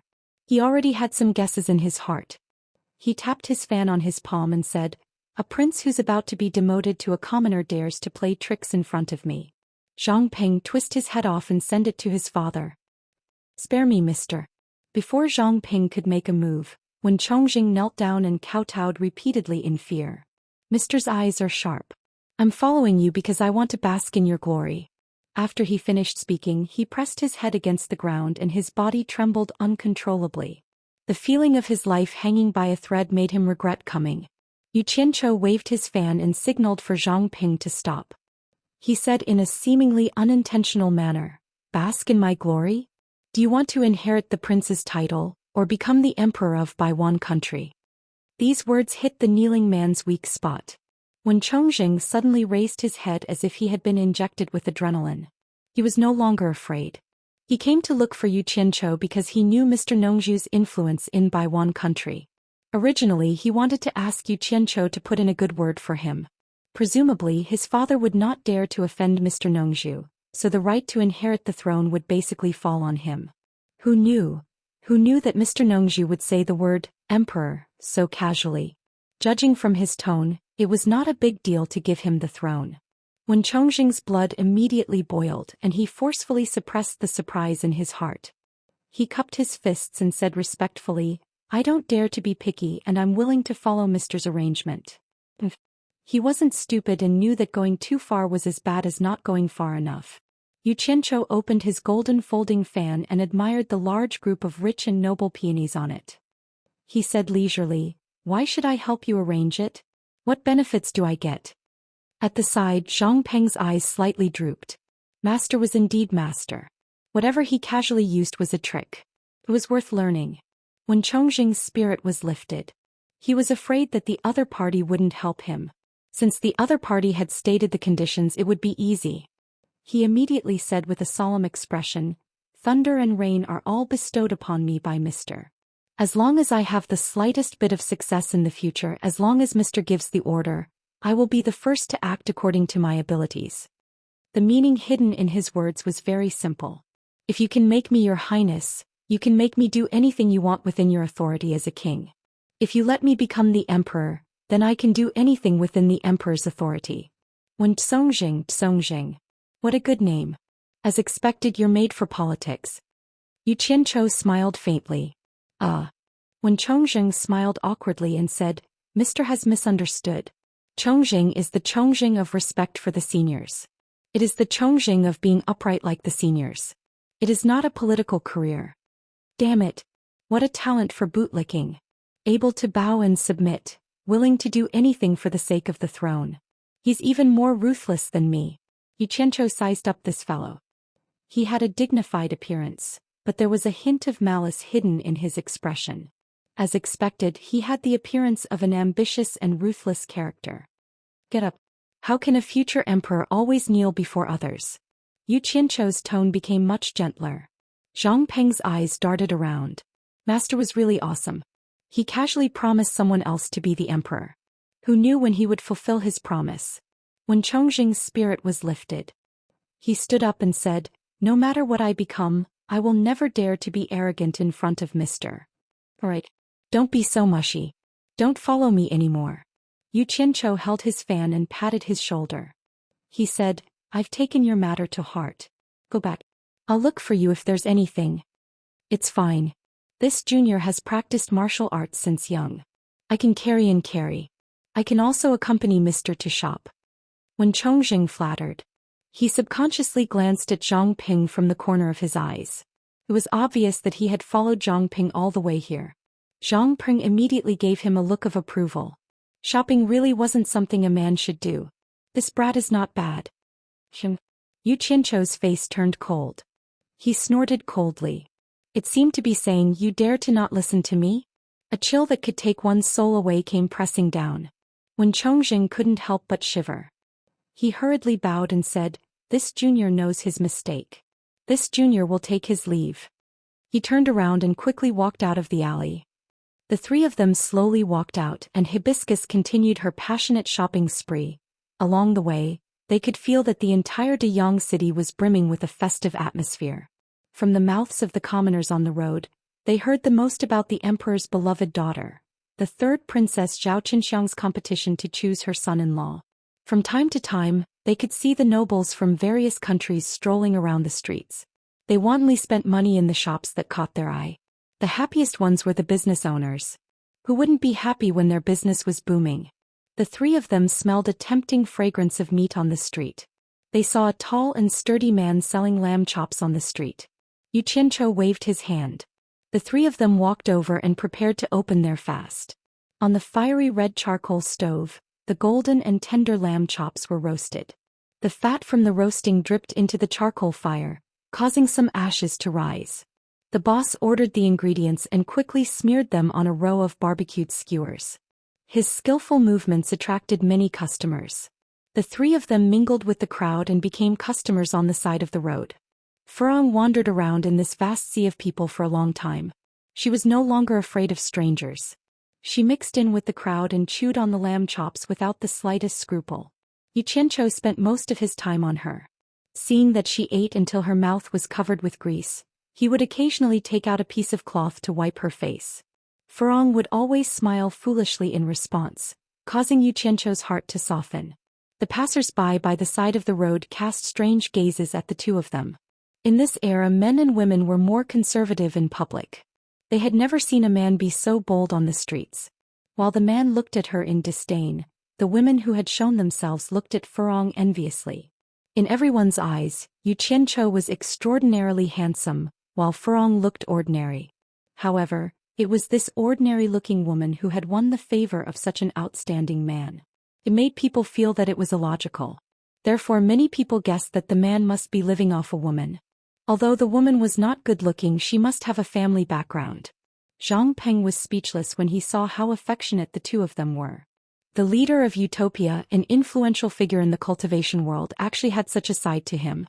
Actually, he had always had a question. Utopia's Chu Ping'er was the first woman he knew. Now that he had another mistress, he wondered if there were any other mistresses. If there were, which one was older and which one was younger. The stall owner of the roasted lamb chops had long noticed the three people beside him. He waited for the business to slow down a little and not so busy. He suddenly picked up 3 skewers of lamb chop and handed them to the three of them, causing them to look at each other in dismay. "Eat. It's free. I'll give it to you for free." The burly man laughed heartily and said, "I can tell that the young master is a good person. This madam is also a blessed person. This big brother is also an honest person." He had been observing people for a long time in the marketplace. The way Yu Qianzhou looked at Furong did not have any hint of hypocrisy. It was not what others thought. Furong's eyes were clean and pure. It was not something that could be faked. While Zhang Peng was eating, he would constantly observe the surroundings, intentionally or unintentionally separating the two of them from the others. Clearly he was a guard who was very responsible. Therefore he came to this conclusion. Yu Qianzhou did not think much of what he said, but he was very happy when he praised Furong. He nodded in approval and said, "Boss, you indeed have good taste. My madam is naturally the most blessed person in the world." "Well said. You should be rewarded." He took out a huge ingot of glistening yellow gold and stuffed it into the boss's hand. The boss was dumbfounded. How long did he have to set up his stall to earn such a huge lump of gold? He immediately waved his hands and said, "I can't accept it, I can't accept it." Zhang Peng snorted coldly and said, "My master said you can accept it, so you can accept it. If you continue being long-winded, I'll smash your stall." Yu Qianzhou smiled and nodded in tacit agreement. The customers in front of the stall looked at each other in dismay. This was the first time they saw someone forcing someone to accept money. The boss embarrassedly put away the ingot of gold and said with an awkward smile, "Young master is a noble person, then I won't be polite with you. I have roasted lamb chops here.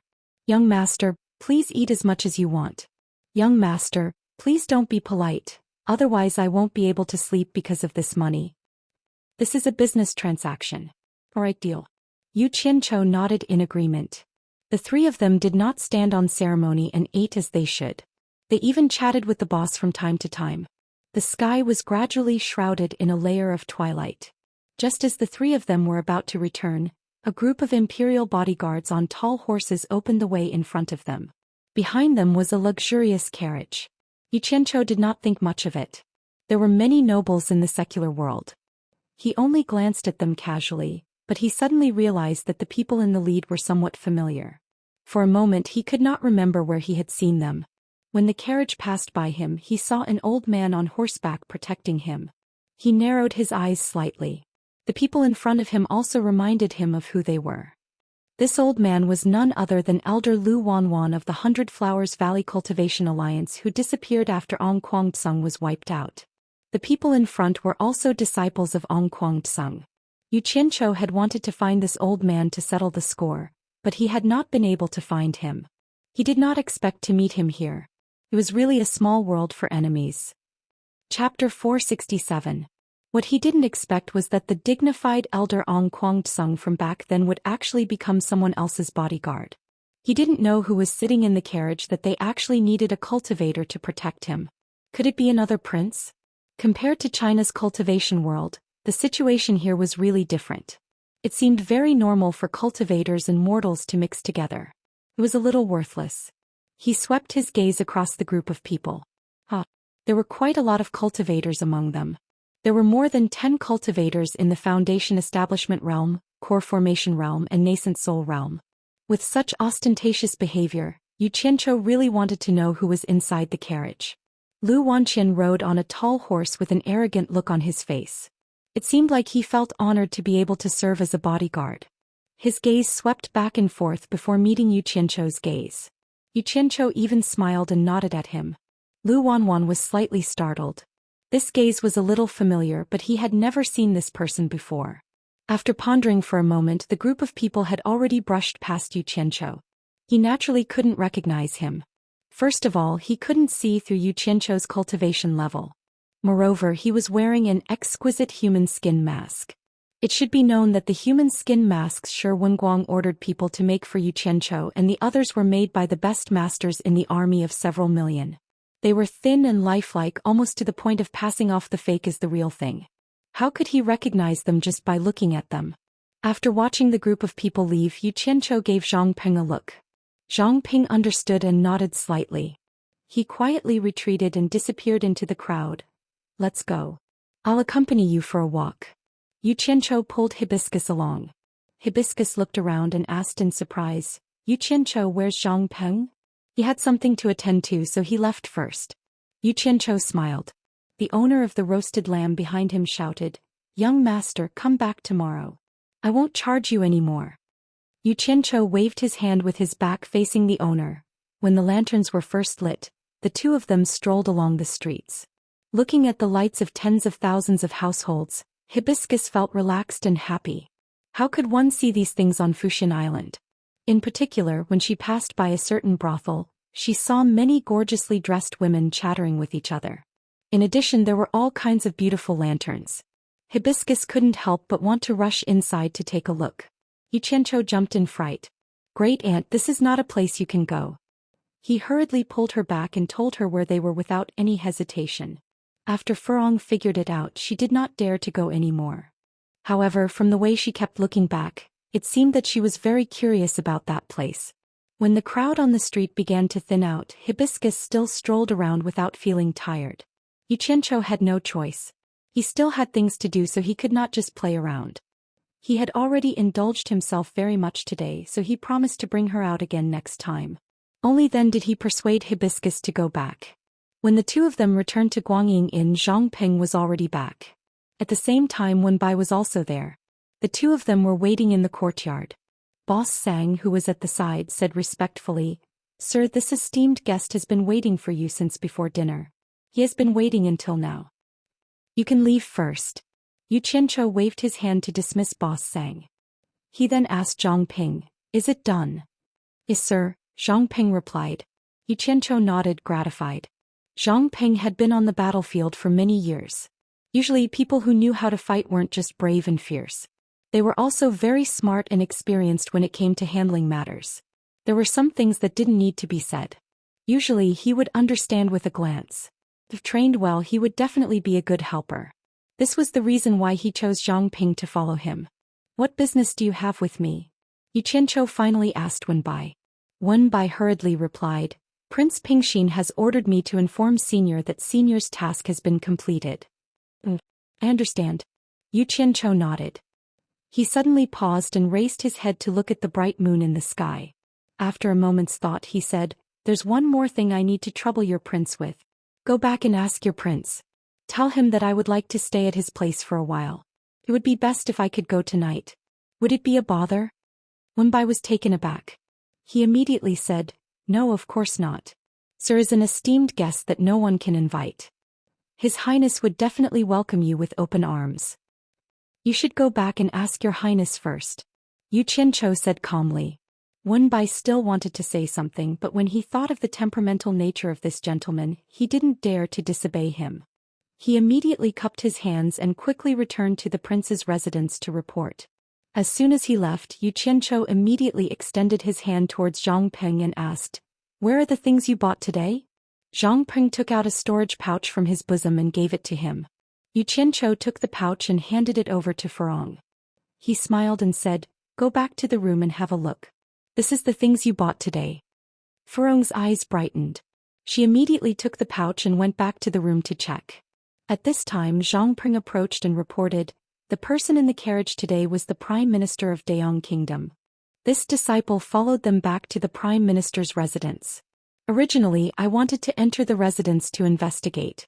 However, when the Prime Minister entered the residence, several divine senses swept back and forth several times. If I hadn't taken the restraining breath pill, they would have treated me as an ordinary person. I'm afraid I would have been exposed. This disciple was afraid of alerting the enemy, so I had to return first." Xianxia frowned and said, "In that case, there are still cultivators hidden in the Prime Minister's residence. Moreover, their cultivation level might be higher than yours. At least not lower than mine. Also," Zhang Ping muttered, "this disciple suspects that the old coachman who drove the Prime Minister's carriage is also an expert who goes out to protect the Prime Minister. Although this disciple can't see through his cultivation level, I noticed that when the Prime Minister got off the carriage, the old coachman didn't even look at the Prime Minister. Moreover, the Prime Minister seemed to be very respectful towards him. This is really contrary to common sense." "There's such a thing?" Xianxia felt strange and said, "The Princess of Baiwan Kingdom was only protected by an early nascent soul cultivator. It's a bit strange that a mere Prime Minister has so many cultivators protecting him." Zhang Ping said, "This disciple will find an opportunity to sneak in again to investigate. Don't do anything rash. This is not the Wuxia cultivation world. Almost every country has one or two soul formation cultivators overseeing it. Those old fellows have drawn these countries into their own sphere of influence. You can't be careless. Yu Qianzhou tapped his fan and said, however, there is an old enemy. I will have to drag him out and settle old scores. I will personally pay a visit to the Prime Minister's residence tonight. I will accompany Master to wreak havoc in the Prime Minister's residence. Zhang Ping was excited just thinking about it. He immediately cupped his fists and asked for permission. His military style was back. Nonsense. Who said I'm going to wreak havoc in the Prime Minister's residence? Yu Qianzhou rolled his eyes and said, after leaving China's cultivation world, we don't know anything about the cultivation world here. I'm just going there to get a feel for the situation and find out the truth. If there's any danger, I won't be able to do anything if you go. Besides, he pointed at the house and said, besides, your master's wife's cultivation level isn't high. I'm not at ease leaving her alone for now. You'll have to work hard and help me look after her. Understood. Zhang Ping said this with some reluctance. Speaking of which, back in Utopia he had practically been training in actual combat every day. For someone like him who loved fighting, it was truly a joy to fight. During this period of time he had been playing and eating every day. He was so bored that he felt like birds were going to fly out of his mouth. It was truly boring. He really wanted to say, why do you always have a woman by your side? Why don't you just throw her into Utopia? However, when he thought about the scene of the two masters' wives meeting, he couldn't help but worry for his master. No wonder he never returned home. The two of them continued to discuss some matters. Not long after, they heard the sound of a carriage outside. A moment later, Boss Sang ran in and reported, Sir, those two esteemed guests are here again. They've brought 2 carriages and a group of guards with them. Yu Qianzhou nodded and said, Boss Sang, thank you for your warm hospitality. I will be leaving tonight, so you can open your tavern as usual. Otherwise, your secret will be exposed sooner or later. I'll be taking my leave now. With that said, he cupped his hands. Boss Sang hurriedly returned the greeting. Sir, you're worrying too much. The Grand General has already ordered that as long as you need it, you can do it at all costs. A mere tavern really isn't much. I appreciate your and your general's good intentions. I still have matters to attend to, so I can't delay any longer. Let's just leave it at that. Yu Qianzhou said with a smile. Sir, your matters are important, so I dare not disturb you. I'll have the people outside wait for a moment. Boss Sang tactfully retreated. Yu Qianzhou entered the room and had Furong pack up. When the 3 of them walked out of the tavern, they discovered that Wen Yuan had personally come to welcome them with one by accompanying him. The 2 respectfully invited the 3 of them to board the carriage. After Yu Qianzhou and Furong boarded the carriage, they heard Wen Yuan repeatedly asking Zhang Ping to board the carriage as well, but Zhang Ping was more than happy to ride a horse. Thus, sitting in the carriage, he directly said, Your Highness, don't make it too eye-catching. Let Zhang Ping ride. The argument outside immediately stopped, and the prince had no choice but to board the other 2 carriages. The group of carriages began to move. Zhang Ping nimbly mounted the horse and lifted the reins to accompany his master's carriage. This was the first time Furong had sat in such a slow fellow. From time to time she would poke her head out to look. Yu Qianzhou smiled faintly and instructed Wen Bai to go back and report. He knew that the other side would come to pick them up. His main purpose was to let this lass have a taste of riding in the carriage. Perhaps in the future she would not always have the leisure to do so. When they arrived outside the Baiwan nation's embassy, they discovered that the entrance was already wide open to welcome the 3 of them. Yu Qianzhou did not want to stay outside and be conspicuous, so he immediately walked in. Many of the Baiwan nation's royal relatives and nobles did not know who these people were. Unexpectedly, Their Highness had to personally welcome them in the middle of the night. Although they were confused, it was not appropriate for them to ask too much. They all greeted the 3 people who walked over. The 2 people in the lead were the hipster and Wen Chongjing. The hipster had already reverted to her female clothes. That rich and noble aura of a princess, coupled with her extraordinary appearance, was indeed superior to everyone else. Yu Qianzhou stopped slightly and said to her, You are clearly a beautiful woman, but you dress up as a man and act like a lunatic. Do you have nothing better to do? The hipster doesn't dare. The dignified princess lowered her arrogant head. Everyone was shocked. Who was this person? He actually dared to reprimand the princess in public, And this unruly princess actually obediently admitted her mistake? Yu Qianzhou turned around and pointed the fan in his hand at Wen Chongqing. He asked, "Your Highness, who is this person?" Wen Yuan hurriedly replied, "This is this little prince's second son, Wen Chongqing." "What's wrong, sir? Is there a problem?" Yu Qianzhou nodded slightly and said, "His appearance is very good. He will definitely be an outstanding person in the future." After he finished speaking, he directly walked towards the main hall. Wen Yuan was stunned for a moment before he hurriedly chased after him. Chapter 468. The 2 rows of people began to disperse in 2s and 3s. Wen Chongqing stood there motionlessly as though he was frozen in place. Yu Qianzhou's words immediately made him feel the warmth of spring. "Sir clearly knows me, but he pretended not to know me and said those words on purpose. This means that Sir has the intention to help me." Wen Chongqing's imagination was running wild. He had already seen the day when he would wear the imperial robe. He did not know that the people around him had already dispersed. The extremely depressed hipster lowered his head slightly. He suddenly noticed that Wen Chongqing was in a daze. He walked over and kicked his calf. He said in a bad mood, "Brother Wang, why are you in a daze? Have you become stupid from all the praises?" Wen Chongqing suddenly came to his senses. He looked around and realized that he had indeed lost his composure. He quickly shook his head and said, "No, no." He minded his own business and walked away. The hipster was stunned and looked at his own feet. His kick just now should have been quite strong. Why did he not have any reaction at all?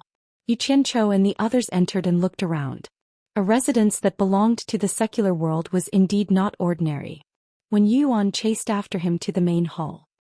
He dismissed the people around him and found an opportunity to ask carefully, "Does Sir know the art of foresight and fortune-telling?" "That's what fortune-tellers do. I don't have the leisure to do that." Yu Qianzhou snorted disdainfully. He walked to the seat in the middle that belonged to the prince and sat down. When Yuan was perturbed. This matter concerned his son's life, but he still braced himself and asked humbly, "Just now, Sir said that my son's fortune-telling is very good and that he will definitely be an outstanding person in the future." This prince is confused after hearing this. "Sir, please give me some guidance." "I'm just fooling your son and you took it seriously?" Yu Qianzhou glanced at him and thought that there was no need to be so harsh.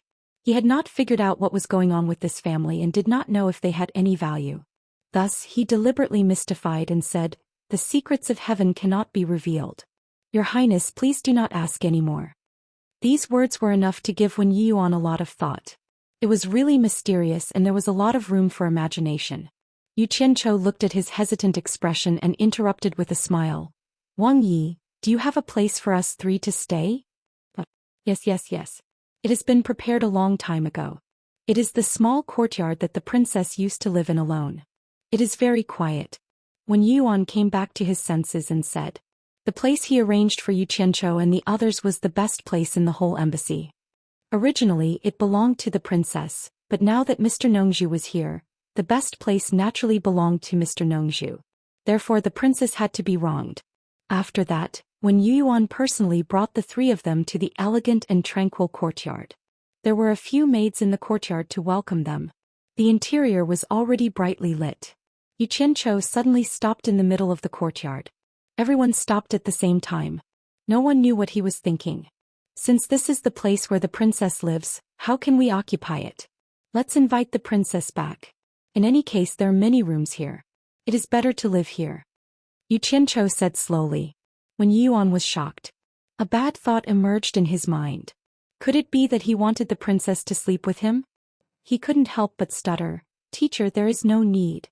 Niece Wang is used to being unruly since young. I am really afraid to disturb teacher." "Don't worry too much. She is unruly. I have my own ways to deal with her." Yu Qianzhou looked at Furong and said, "I will be going out later. I am afraid that my wife will be lonely here. Why don't we call the princess over to accompany her? I can be at ease then." Hearing that he was going out, Furong immediately begged, "I will go too." "Be obedient," Yu Qianzhou said softly. Furong was a little unhappy as she fiddled with the belt of her skirt. So that was the case. When Yuan was greatly relieved when he heard this. He nodded repeatedly and said, "It is the princess' fortune that the princess can accompany the madam." He then turned around and ordered the maids, "Quickly go and invite the princess over." Not long after, when Qing's beautiful hair was not combed and was a little messy, she was surprised and bewildered as she was brought over. On this day she realized that ever since she met this Mr. Nongzhu she was extremely unlucky.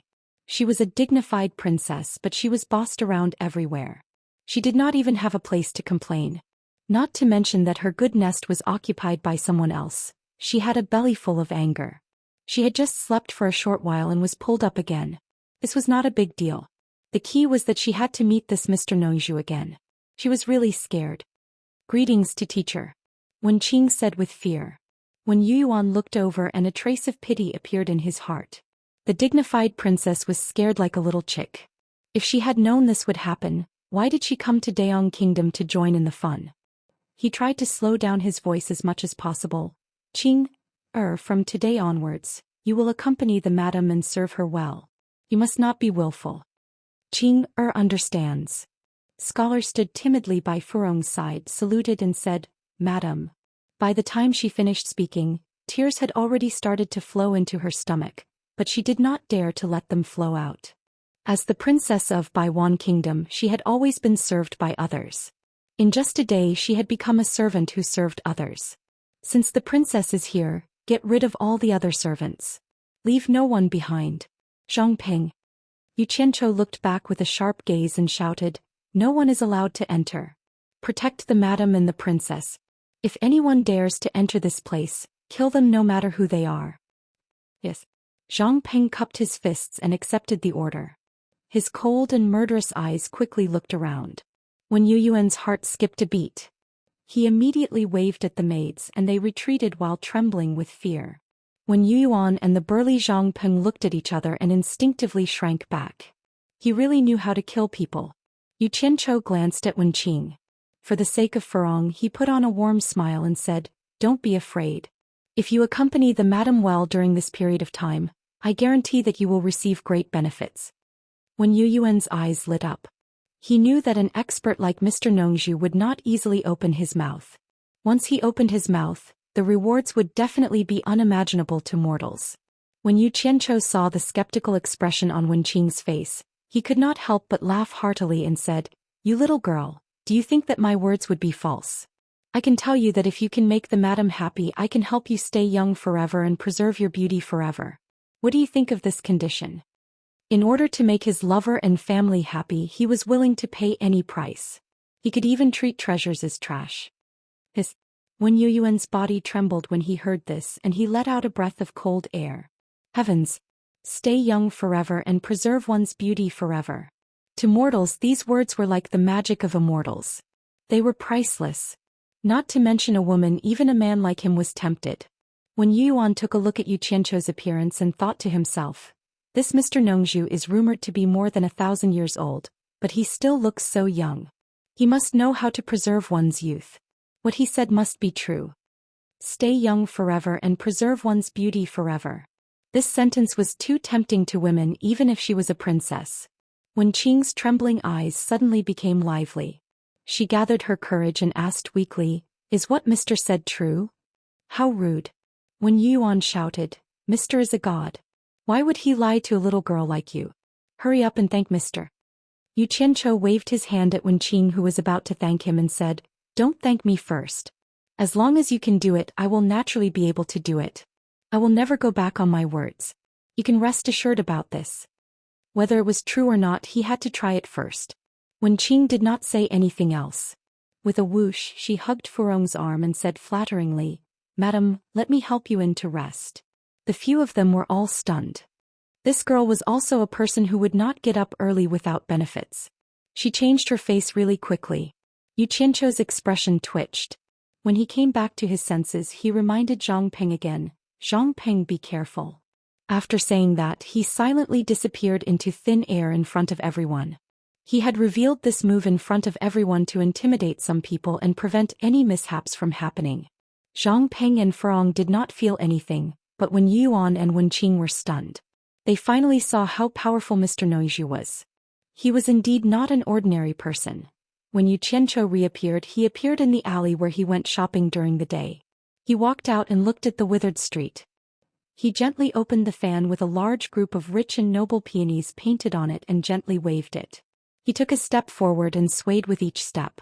He was like a guest who had just come out from a brothel. After fooling around, he went home satisfied. This place was not like China. Before figuring out the situation, he did not dare to fly around. The best way to conceal his identity was to be an ordinary person. After spending some time, he found the house that Zhang Ping had pointed out. This was a very large house. The area it occupied was not small. From the outside he could see the tall pavilions and pavilions inside. There were colorful lights hanging everywhere. It was already midnight, but he could still hear the sound of drums and music coming from inside. Outside the gate, there was an endless stream of high officials and noble people coming and going to pay their respects. This was indeed a noble house. Under the night sky, it was luxurious and ostentatious. Yu Qianzhou circled around twice. He did not dare to act rashly.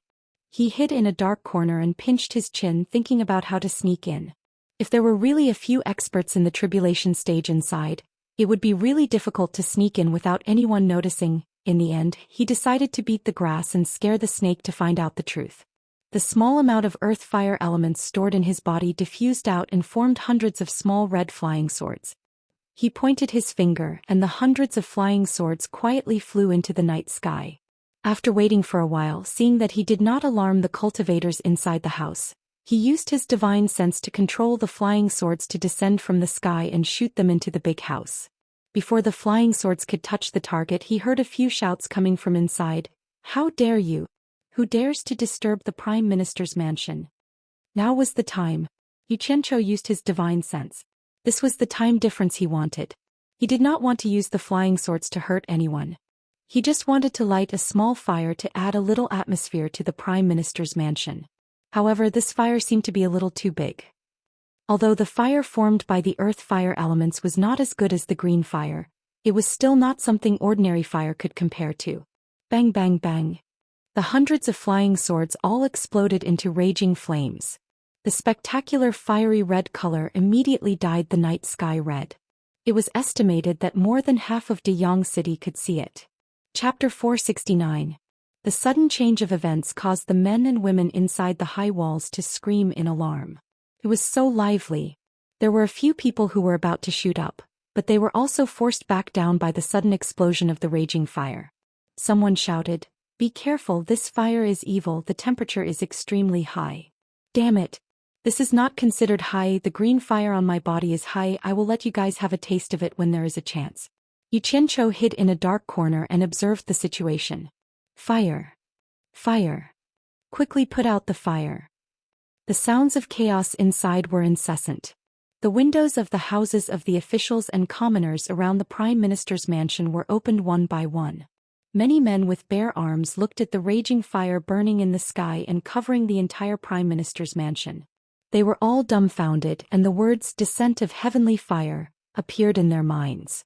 Suddenly, a loud bang-bang sound came from inside the high walls, like the sound of raging waves.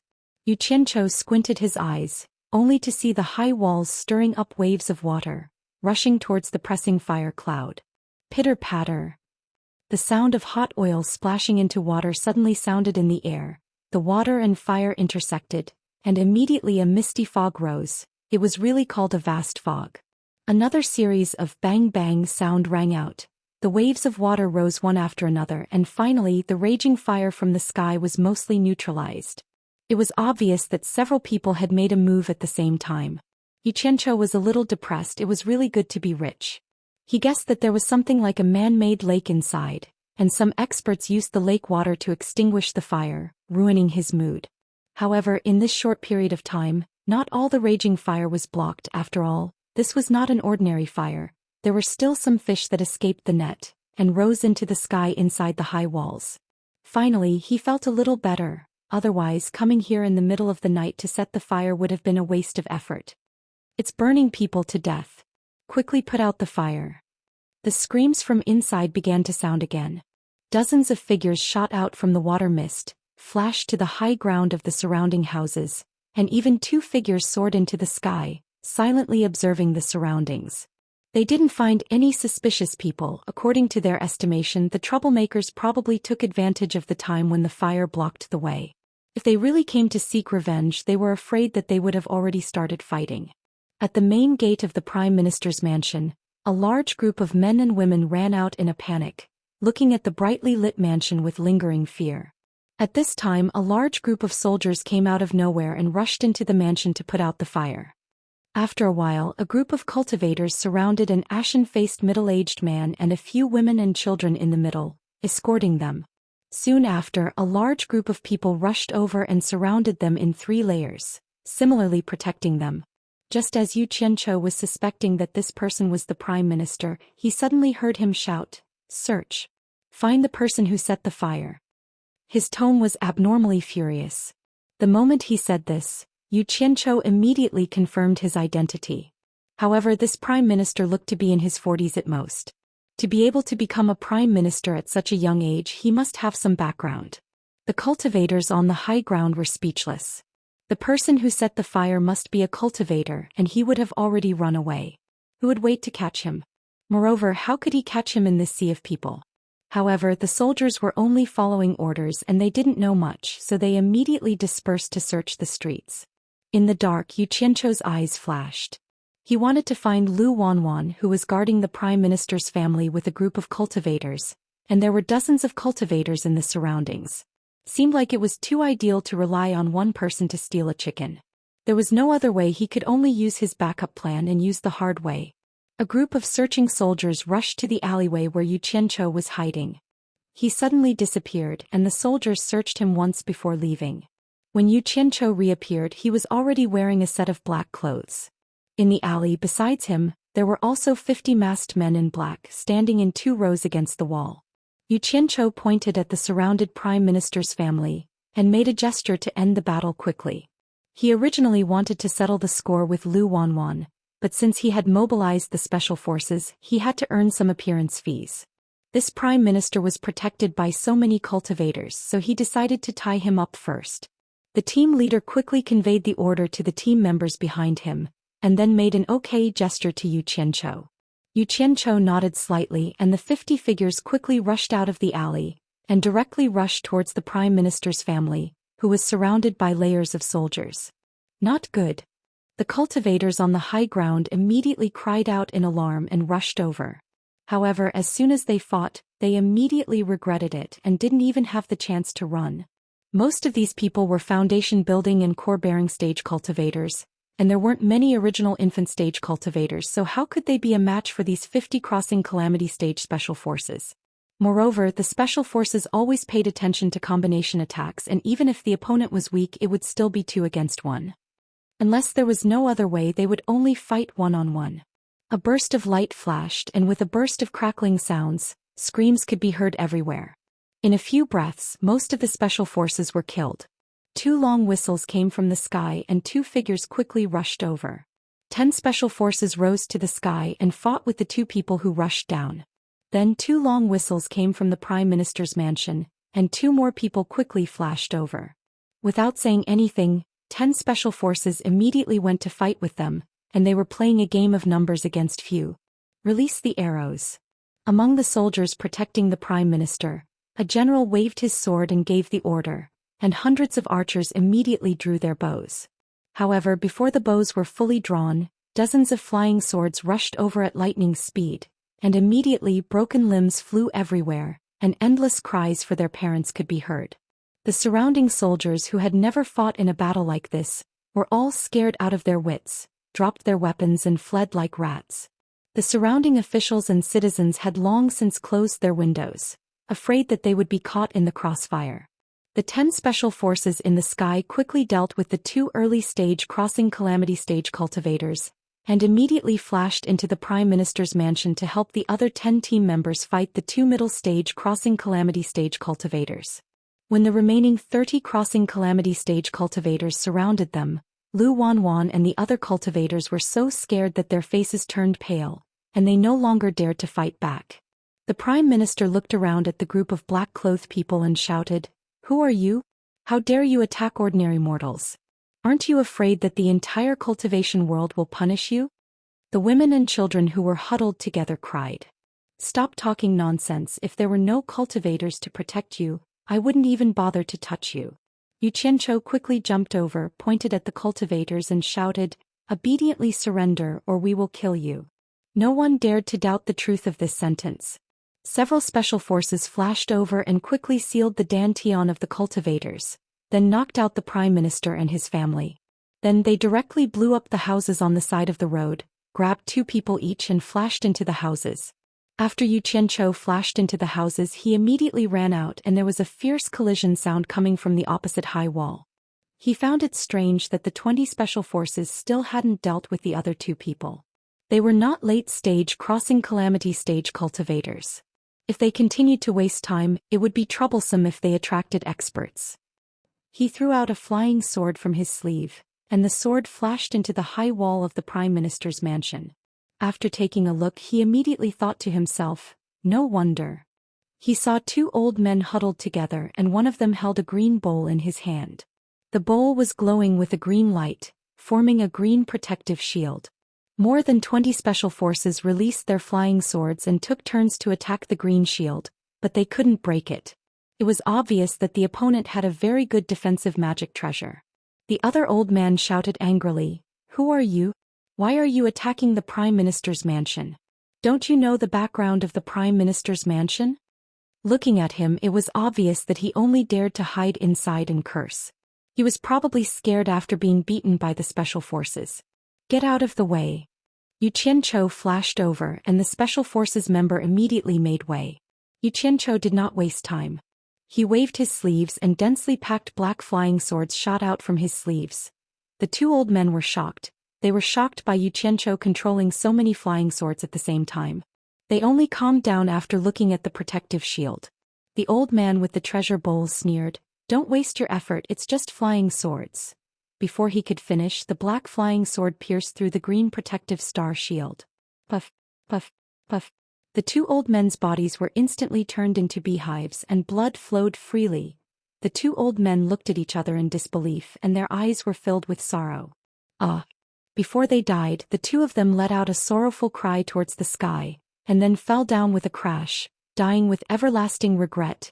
In the courtyard of Daoist Kingdom's palace, in a remote attic, a lone lamp was swaying and 2 old men in plain robes were playing chess. On the side there was an old man who was watching the 2 of them play. As he watched, he said, burning and fighting, I wonder who it was that actually dared to come to Baikong's grandson's house and cause trouble.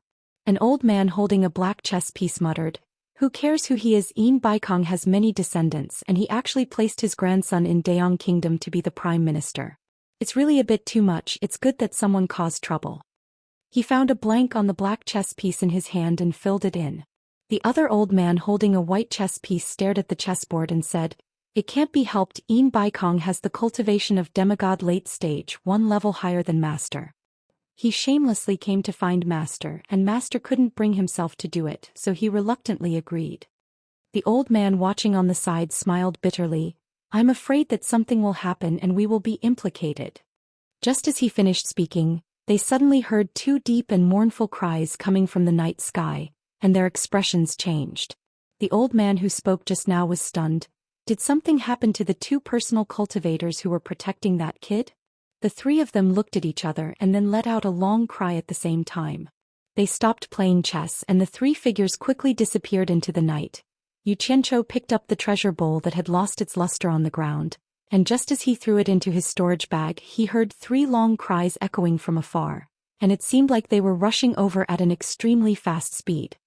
His expression changed slightly and he immediately waved his hand saying, let's go, it seems like it's a tribulation late stage master. He led the group of people and quickly flew over the high wall, and went into the hole in the opposite house. Chapter 470.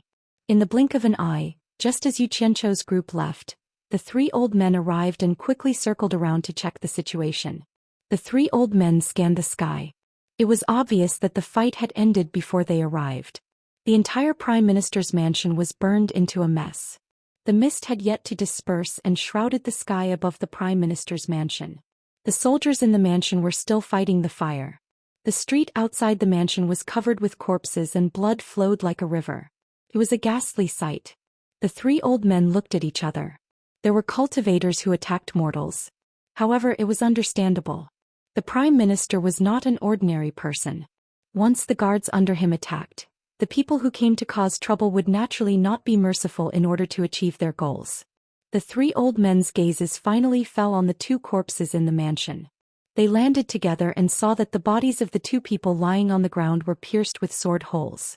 The expressions on their faces showed that they had died with grievances. They were injured by flying swords. With so many sword holes, they were obviously besieged by a group of people. This is troublesome. There are so many malicious cultivators in Daoist City and we didn't know about it. I'm afraid Yin Baikong will punish us. One of them said with a bitter expression. The three of them were late-stage tribulation-passing cultivators. Their names were Mi Rushan, Mi Ruhai, and Mi Ruchuan. They were the three brothers of Hua Zhongming, a spirit-severing expert of Daoist Kingdom. The three of them were responsible for guarding the Daoist Kingdom's palace and maintaining the stability of the imperial power. This would help Hua Zhongming control the entire Daoist Kingdom. The one who just spoke was the third brother Mi Ruchuan. Normally this matter had nothing to do with them. However, it involved the late-stage spirit-severing expert Yin Baikong. If they couldn't come up with a good explanation, it would be difficult to resolve. It's no trouble. Someone revealed their identity and openly provoked Yin Baikong. Trouble won't come to us. Mi Rushan raised his hand and pointed at the high wall. The two followed his finger and saw a small black flag stuck on top of the wall, slightly fluttering in the night wind. Mi Ruhai raised his hand and took the small black flag from the wall. He gently unfolded it.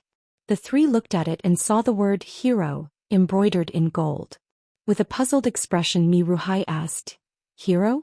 Have any of you heard of it?" The other two shook their heads slightly, indicating that they had never heard of it. Mi Rushan looked around and said, "No matter who he is, we'll use him to complete our mission. Besides, we didn't find Yin Wufeng's corpse here. Perhaps he was captured. We only need to report this matter to Master and let Yin Baikong investigate the rest. It has nothing to do with us. Let's go." The three of them didn't waste any more time and swiftly flashed through the sky. Not long after, a large number of city guards arrived. In Utopia, all the captured people were thrown into a cave in a desolate valley. Yu Qianchou pointed at the unconscious Lu Wanwan. A masked member picked him up and followed Yu Qianchou out of the cave. As the sun rose, Yu Qianchou returned to his original appearance. He stretched his arms to welcome the warm sunlight and said without turning his head, "Wake him up." The masked member pulled Lu Wanwan up from the ground and woke him up with a slap. When Lu Wanwan woke up, he realized he was standing on a mountain peak. A masked man in black had let go of him, and a few meters away, there was another masked man in black with his back facing him. "Who are you? I have no grudge with you. Why did you capture me?" That was the first thing Lu Wanwan said. He realized his dantian was still sealed and had not been unsealed. He had no chance of escaping even if he wanted to. How can there be no grudge? Lu Wanwan, your memory is a little bad. I'm really happy to see you again. Yu Qianchou still had his back facing him as he looked at the flourishing utopia in the distance. "You know me? Who are you?" Lu Wanwan exclaimed. He found the other party's voice familiar, but he couldn't recall who it was. Yu Qianchou slowly turned around and looked at Lu Wanwan's mouth that was gradually widening. He said with a faint smile, "Ong Kwangsung's elder Lu Wanwan, we haven't seen each other for a long time. I've been looking for you everywhere. It's really difficult to see you. I had to travel thousands of miles to find you." Yu Qianchou? Lu Wanwan was stunned. He couldn't believe that he would actually see this guy in Daoist Kingdom. "What? You finally remembered?" Yu Qianchou revealed a smile of meeting an old friend. Lu Wanwan was stunned for a long time. He suddenly didn't know whether to laugh or cry as he asked, "In order to find me, you actually ran to Daoist Kingdom to capture me?" "I almost forgot the grudge between us. I didn't expect you to still remember it." The subtext of his words was to say that it wasn't easy for you to find me even though I hid so far away. I also inadvertently found you." Yu Qianchou also felt that it was a bit funny and sighed. "Since it has come to this, then say it. Why did you run to Daoist Kingdom? What else is there to say? I have fallen into your hands. Can you still let me go?" Lu Wanwan smiled bitterly as if he didn't care. "It's better to say it. After all, the matter between us has passed for so long. Say it." Maybe I'll be happy and let you go. Yu Qianqiu said with a smile. Lu Wanwan's face was relaxed and didn't have the slightest fear of being captured. It was obvious that he knew Yu Qianqiu very well and didn't expect Yu Qianqiu to let him go. But after a little hesitation he still told the story of why he came to Daoist Kingdom. Maybe he still had a trace of hope in his heart to survive. It turned out that after Kuang-tsung was destroyed, Lu Wanwan, who was in the Hundred Flowers Valley Cultivation Alliance, heard the news and secretly escaped with the remaining Kuang-tsung disciples. There was no other reason. It was because Kuang-tsung was too arrogant. Not only did he fight with the Devil Blood Palace of Devil Dao, but he also destroyed a few small Devil Dao factions. He had already offended the entire Devil Dao. Without Kuang-tsung to rely on, the righteous and Devil Dao hadn't united like now. Lu Wanwan knew that the people of Devil Dao wouldn't let the remnants of Kuang-tsung go. In order to save his life he took the remaining Kuang-tsung disciples and fled westward. Only then did he arrive at Daoist Kingdom. After some twists and turns in order to establish a foothold, he sought refuge with the Prime Minister of Daoist Kingdom as a guard. This was the entire story. After listening, Yu Qianqiu nodded and said, "You still have some self-awareness. You know that the people of Devil Dao won't let you go." Lu Wanwan looked at the masked man in black and asked, "I want to know one thing. Those people who destroyed Kuang-tsung, were you the one who sent them?" No. Yu Qianqiu directly denied it. Seeing that he still didn't believe him, he faintly smiled and said, "It's already come to this, I don't need to lie to you. The heroes are indeed my people, but the heroes who destroyed Kuang-tsung aren't my heroes. Someone used the name of the heroes to do their own dirty business. They reaped benefits and then poured dirty water on the hero's head. This matter is no longer a secret in China's cultivation world. You may not know, but it was done by the Yen father and son who are supported by the various cultivation world." The Yen father and son. Lu Wanwan's face flashed with a trace of resentment. Then he shook his head and smiled bitterly. Even if he knew who the enemy was, so what? He didn't have the ability to take revenge. What's the background of the Prime Minister of Daoist Kingdom? How can he get so many cultivators to protect Immortal? Yu Qianqiu asked. Yu Qianqiu, you're in big trouble this time. This Prime Minister's background will scare you. Lu Wanwan said word by word. His name is Yin Wufeng. He's the grandson of a soul formation late-stage expert. You didn't expect it, right? China's cultivation world is complacent, thinking that a tribulation late-stage expert is already a top-notch expert. Who knows how big the outside world is? However, Yu Qianqiu's expression made him a little disappointed. He wasn't scared by his words. He just faintly said, "So it's the grandson of a soul formation late-stage expert. No wonder." Lu Wanwan felt strange and said, "You don't look strange at all. Do you know about the existence of soul formation stage?" Yu Qianqiu did not answer his question and asked, "Have you heard of the world's #1 expert?" Lu Wanwan's eyes flickered. "Are you talking about the legendary Bai Chongqun? I've only heard of the existence of such a person by chance." Yu Qianqiu nodded. "That's right. He's my master. Do you think I need to be afraid of that soul formation late-stage expert?" Lu Wanwan's mouth was wide open. He was stunned for a while and was speechless. "I've just arrived here, so I don't know much about the foreign cultivation world. Tell me everything you know. Also, I'm interested in that soul formation late-stage expert you mentioned." Yu Qianqiu smiled. The two of them were already meat on the chopping block. Since it was obvious, he might as well speak his mind. Lu Wanwan looked at him with a complicated expression. After a moment of silence, he untied the storage pouch on his waist and threw it to him. "My dantian is sealed, so I can't take anything out. There's a separate jade archive inside. After I came here, I've recorded everything I've seen and heard in it. I was thinking that when I had the chance to return to Wuxia, I'd tell the cultivation world everything I know about this place. It seems like I won't have the chance now. Take it. There's something you want to know inside." Yu Qianqiu inserted his divine sense into the storage pouch and quickly found the jade archive.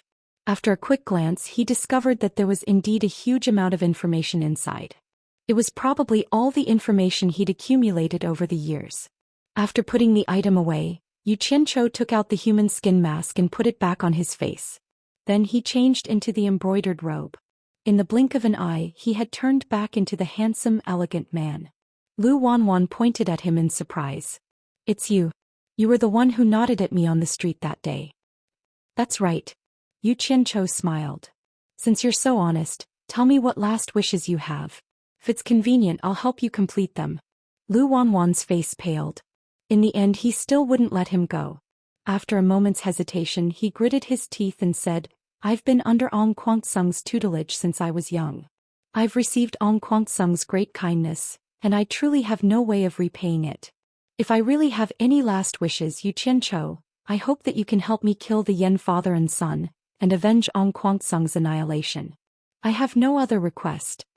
As soon as he finished speaking, he slowly closed his eyes with a desolate expression. 2 drops of tears rolled down his cheeks as he prepared himself for death. Yu Qianchou muttered, It's a little difficult, but I'll say it again. If it's convenient, I'll help you complete it. You can go in peace. With a wave of his sleeve, a fierce green flame engulfed Lu Wanwan. Without making a sound, he was instantly turned into ashes that scattered with the wind. It could be considered as giving Lu Wanwan a quick death. With that, the grudge between the two of them came to an end. Chapter 471. Daong Nation's Prime Minister's residence had been burned down, and Prime Minister Yin Wufeng's whereabouts were unknown. It was said that he had been captured. Last night's commotion was so huge that almost the entire city knew about it. When the news spread, the entire Daong city was in an uproar. Everyone's topic immediately shifted from the princess's betrothal contest to this matter. Although the streets leading to the Prime Minister's residence had been sealed off, the commoners who wanted to watch the commotion could still see from afar that the once luxurious Prime Minister's residence had been reduced to a foul atmosphere. By the time they saw it, there was still smoke that had yet to be completely extinguished rising up, confirming the rumor that a fire had descended from the heavens and burned down the Prime Minister's residence. Daong Nation was shocked, and so were the envoys from all the other nations. From time to time, messenger pigeons would soar into the sky above Daong City, relaying the news back to their respective nations. In Daong Nation's palace, the officials gathered to discuss the matter. The people who lived in the secluded courtyard in Baiwan Nation's embassy territory were all present. That hipster had some tricks up her sleeves. Hibiscus had already thoroughly fooled around with her. The two of them were lying on the lush green grass, whispering to each other. No one knew what they were plotting. Yu Qianchou occupied the swing that originally belonged to the hipster. He closed his eyes and basked in the sun as he swayed gently on it. He held a jade archive in his hand and examined it. It was the jade archive that Lu Wanwan had given him. The vast amount of records in it showed that he had indeed put in a lot of effort into it. Perhaps he really did intend to bring it back to Wuxia.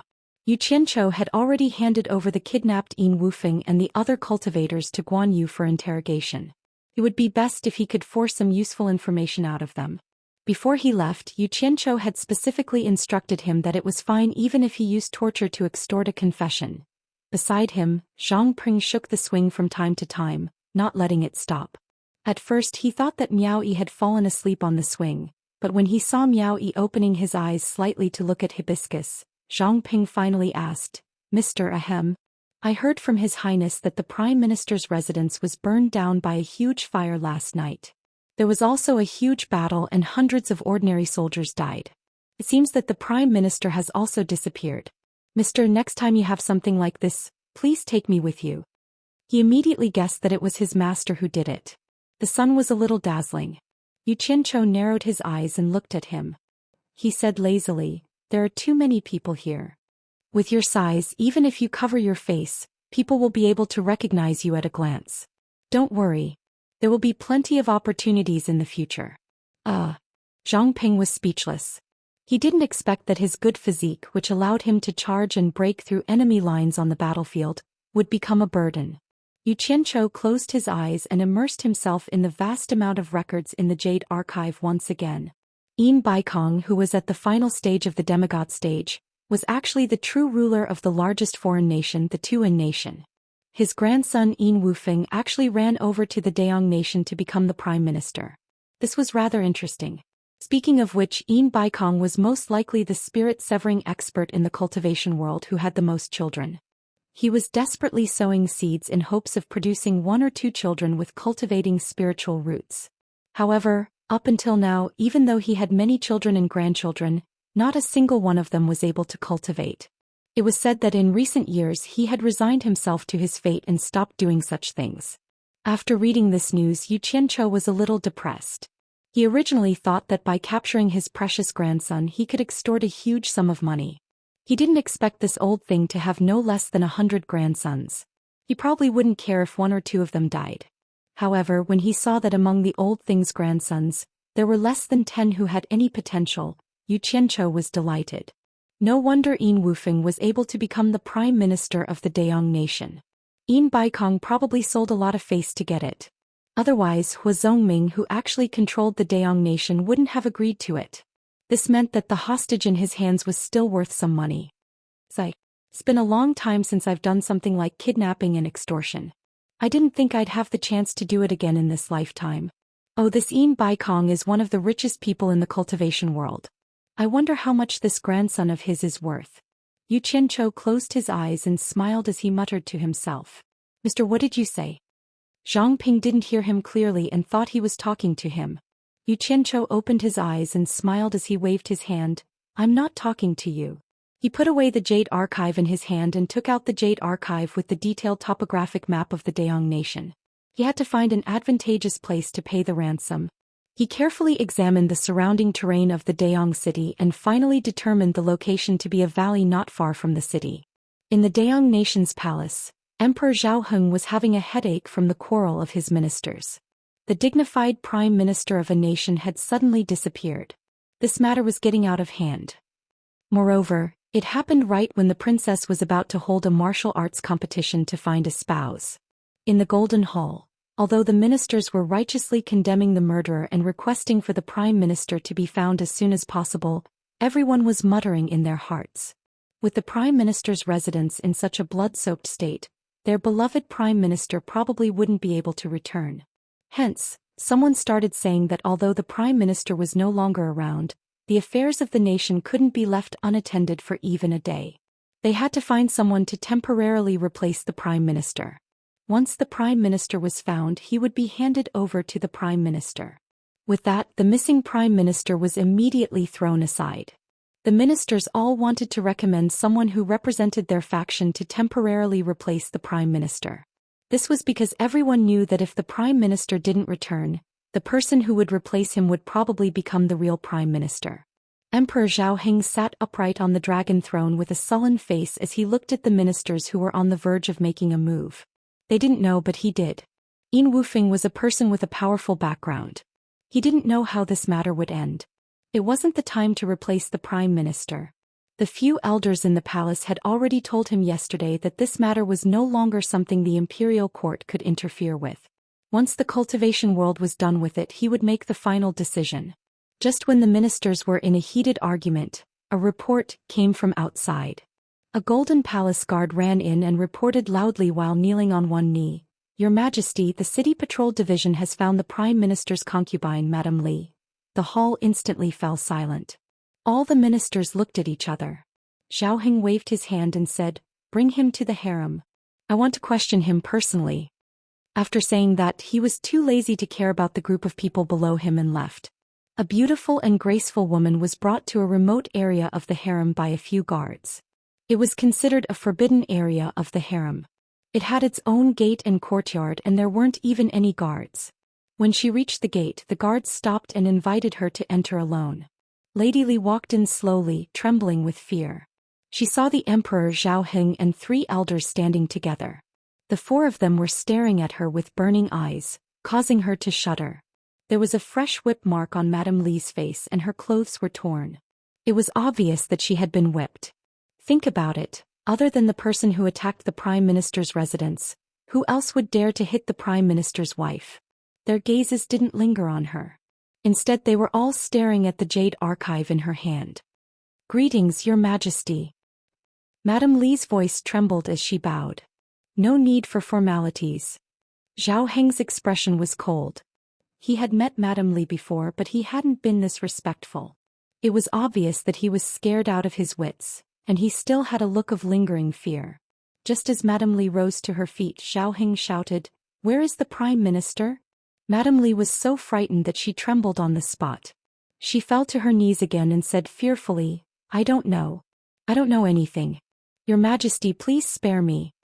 Seeing her kneel again, Zhao Heng's expression softened a little. He asked in a deep voice, "Speak. What is going on? Tell me everything you know. If you dare to lie to me, I will immediately drag you out and execute you." I'll speak. Madame Li trembled as she said, "There was a huge fire. There was a huge fire all of a sudden. Not long after Milord and I escaped, a lot of masked men who could fly suddenly appeared. They started killing people, killing a lot of people. They knocked us unconscious. When we woke up, they asked me questions that I didn't know the answer to. I said I didn't know, so they kept hitting me." The others frowned as they listened. This woman was obviously scared out of her wits. She was speaking incoherently. Zhao Heng asked, "What did they ask you?" "Yin Baikong. They asked me about Yin Baikong, but I really don't know this person." Madame Li started crying as she spoke. The three Mi brothers exchanged glances with each other. As expected, they were here for Yin Baikong. They didn't know who could be so daring. "Then how did you come back? Where is the Prime Minister? Did he come back?" Zhao Heng continued to ask. "I don't know. I really don't know anything." Madame Li stuttered. "They knocked me unconscious again. When I woke up, I was outside the city. A masked man gave me this and told me not to lose it. If I lost it, he would take my life. He said this is something to save the Prime Minister." As she said this, she raised the jade archive in her hand. Mi Russian's fingers formed a palm as he took the jade archive into his hand. He immediately used his divine sense to examine it, only to see that it said, "Yin Baikong, I don't care if you're a demigod or dog transformation cultivator. Your precious grandson is in my hands. I've been a little short on money lately, so I've kidnapped your grandson. If you want your grandson back, prepare 200 million high-grade spirit stones as ransom. Within 3 days, if I don't see any spirit stones, I guarantee that your name, Yin Baikong, will be immortalized in the cultivation world. Below is the place to hand over the spirit stones. Don't get it wrong." Mi Russian's expression twitched. The inscription was hero. Looking further down, there was a map. It was probably the place to hand over the spirit stones. "Take a look." Mi Russian didn't know what to say after reading it. He passed the jade archive to his two brothers. The two of them were speechless after reading it. The jade archive returned to Mi Russian's hand. "Let her go. We won't be able to get anything out of her." Mi Russian waved his hand. Zhao Heng immediately had someone take Madame Li away. He then asked, "High Priest, what's inside?" "Hehe. Someone must have eaten a bear's heart and leopard's gall. They kidnapped Yin Baikong's grandson and blackmailed him for spirit stones." Mi Russian laughed coldly. In his heart he was wondering which lunatic did this. How could Yin Baikong's money be so easily extorted? Zhao Heng also knew what kind of person Yin Baikong was. He was shocked and asked, Who did this?" The word hero came out of Mi Ruhai's mouth. Mi Ruchuan laughed and said, He. Who is this person? I'd really like to get to know him. He clearly did something shameful, yet he still wants to call himself a hero. But, even though it wasn't done by a hero, his guts are definitely heroic.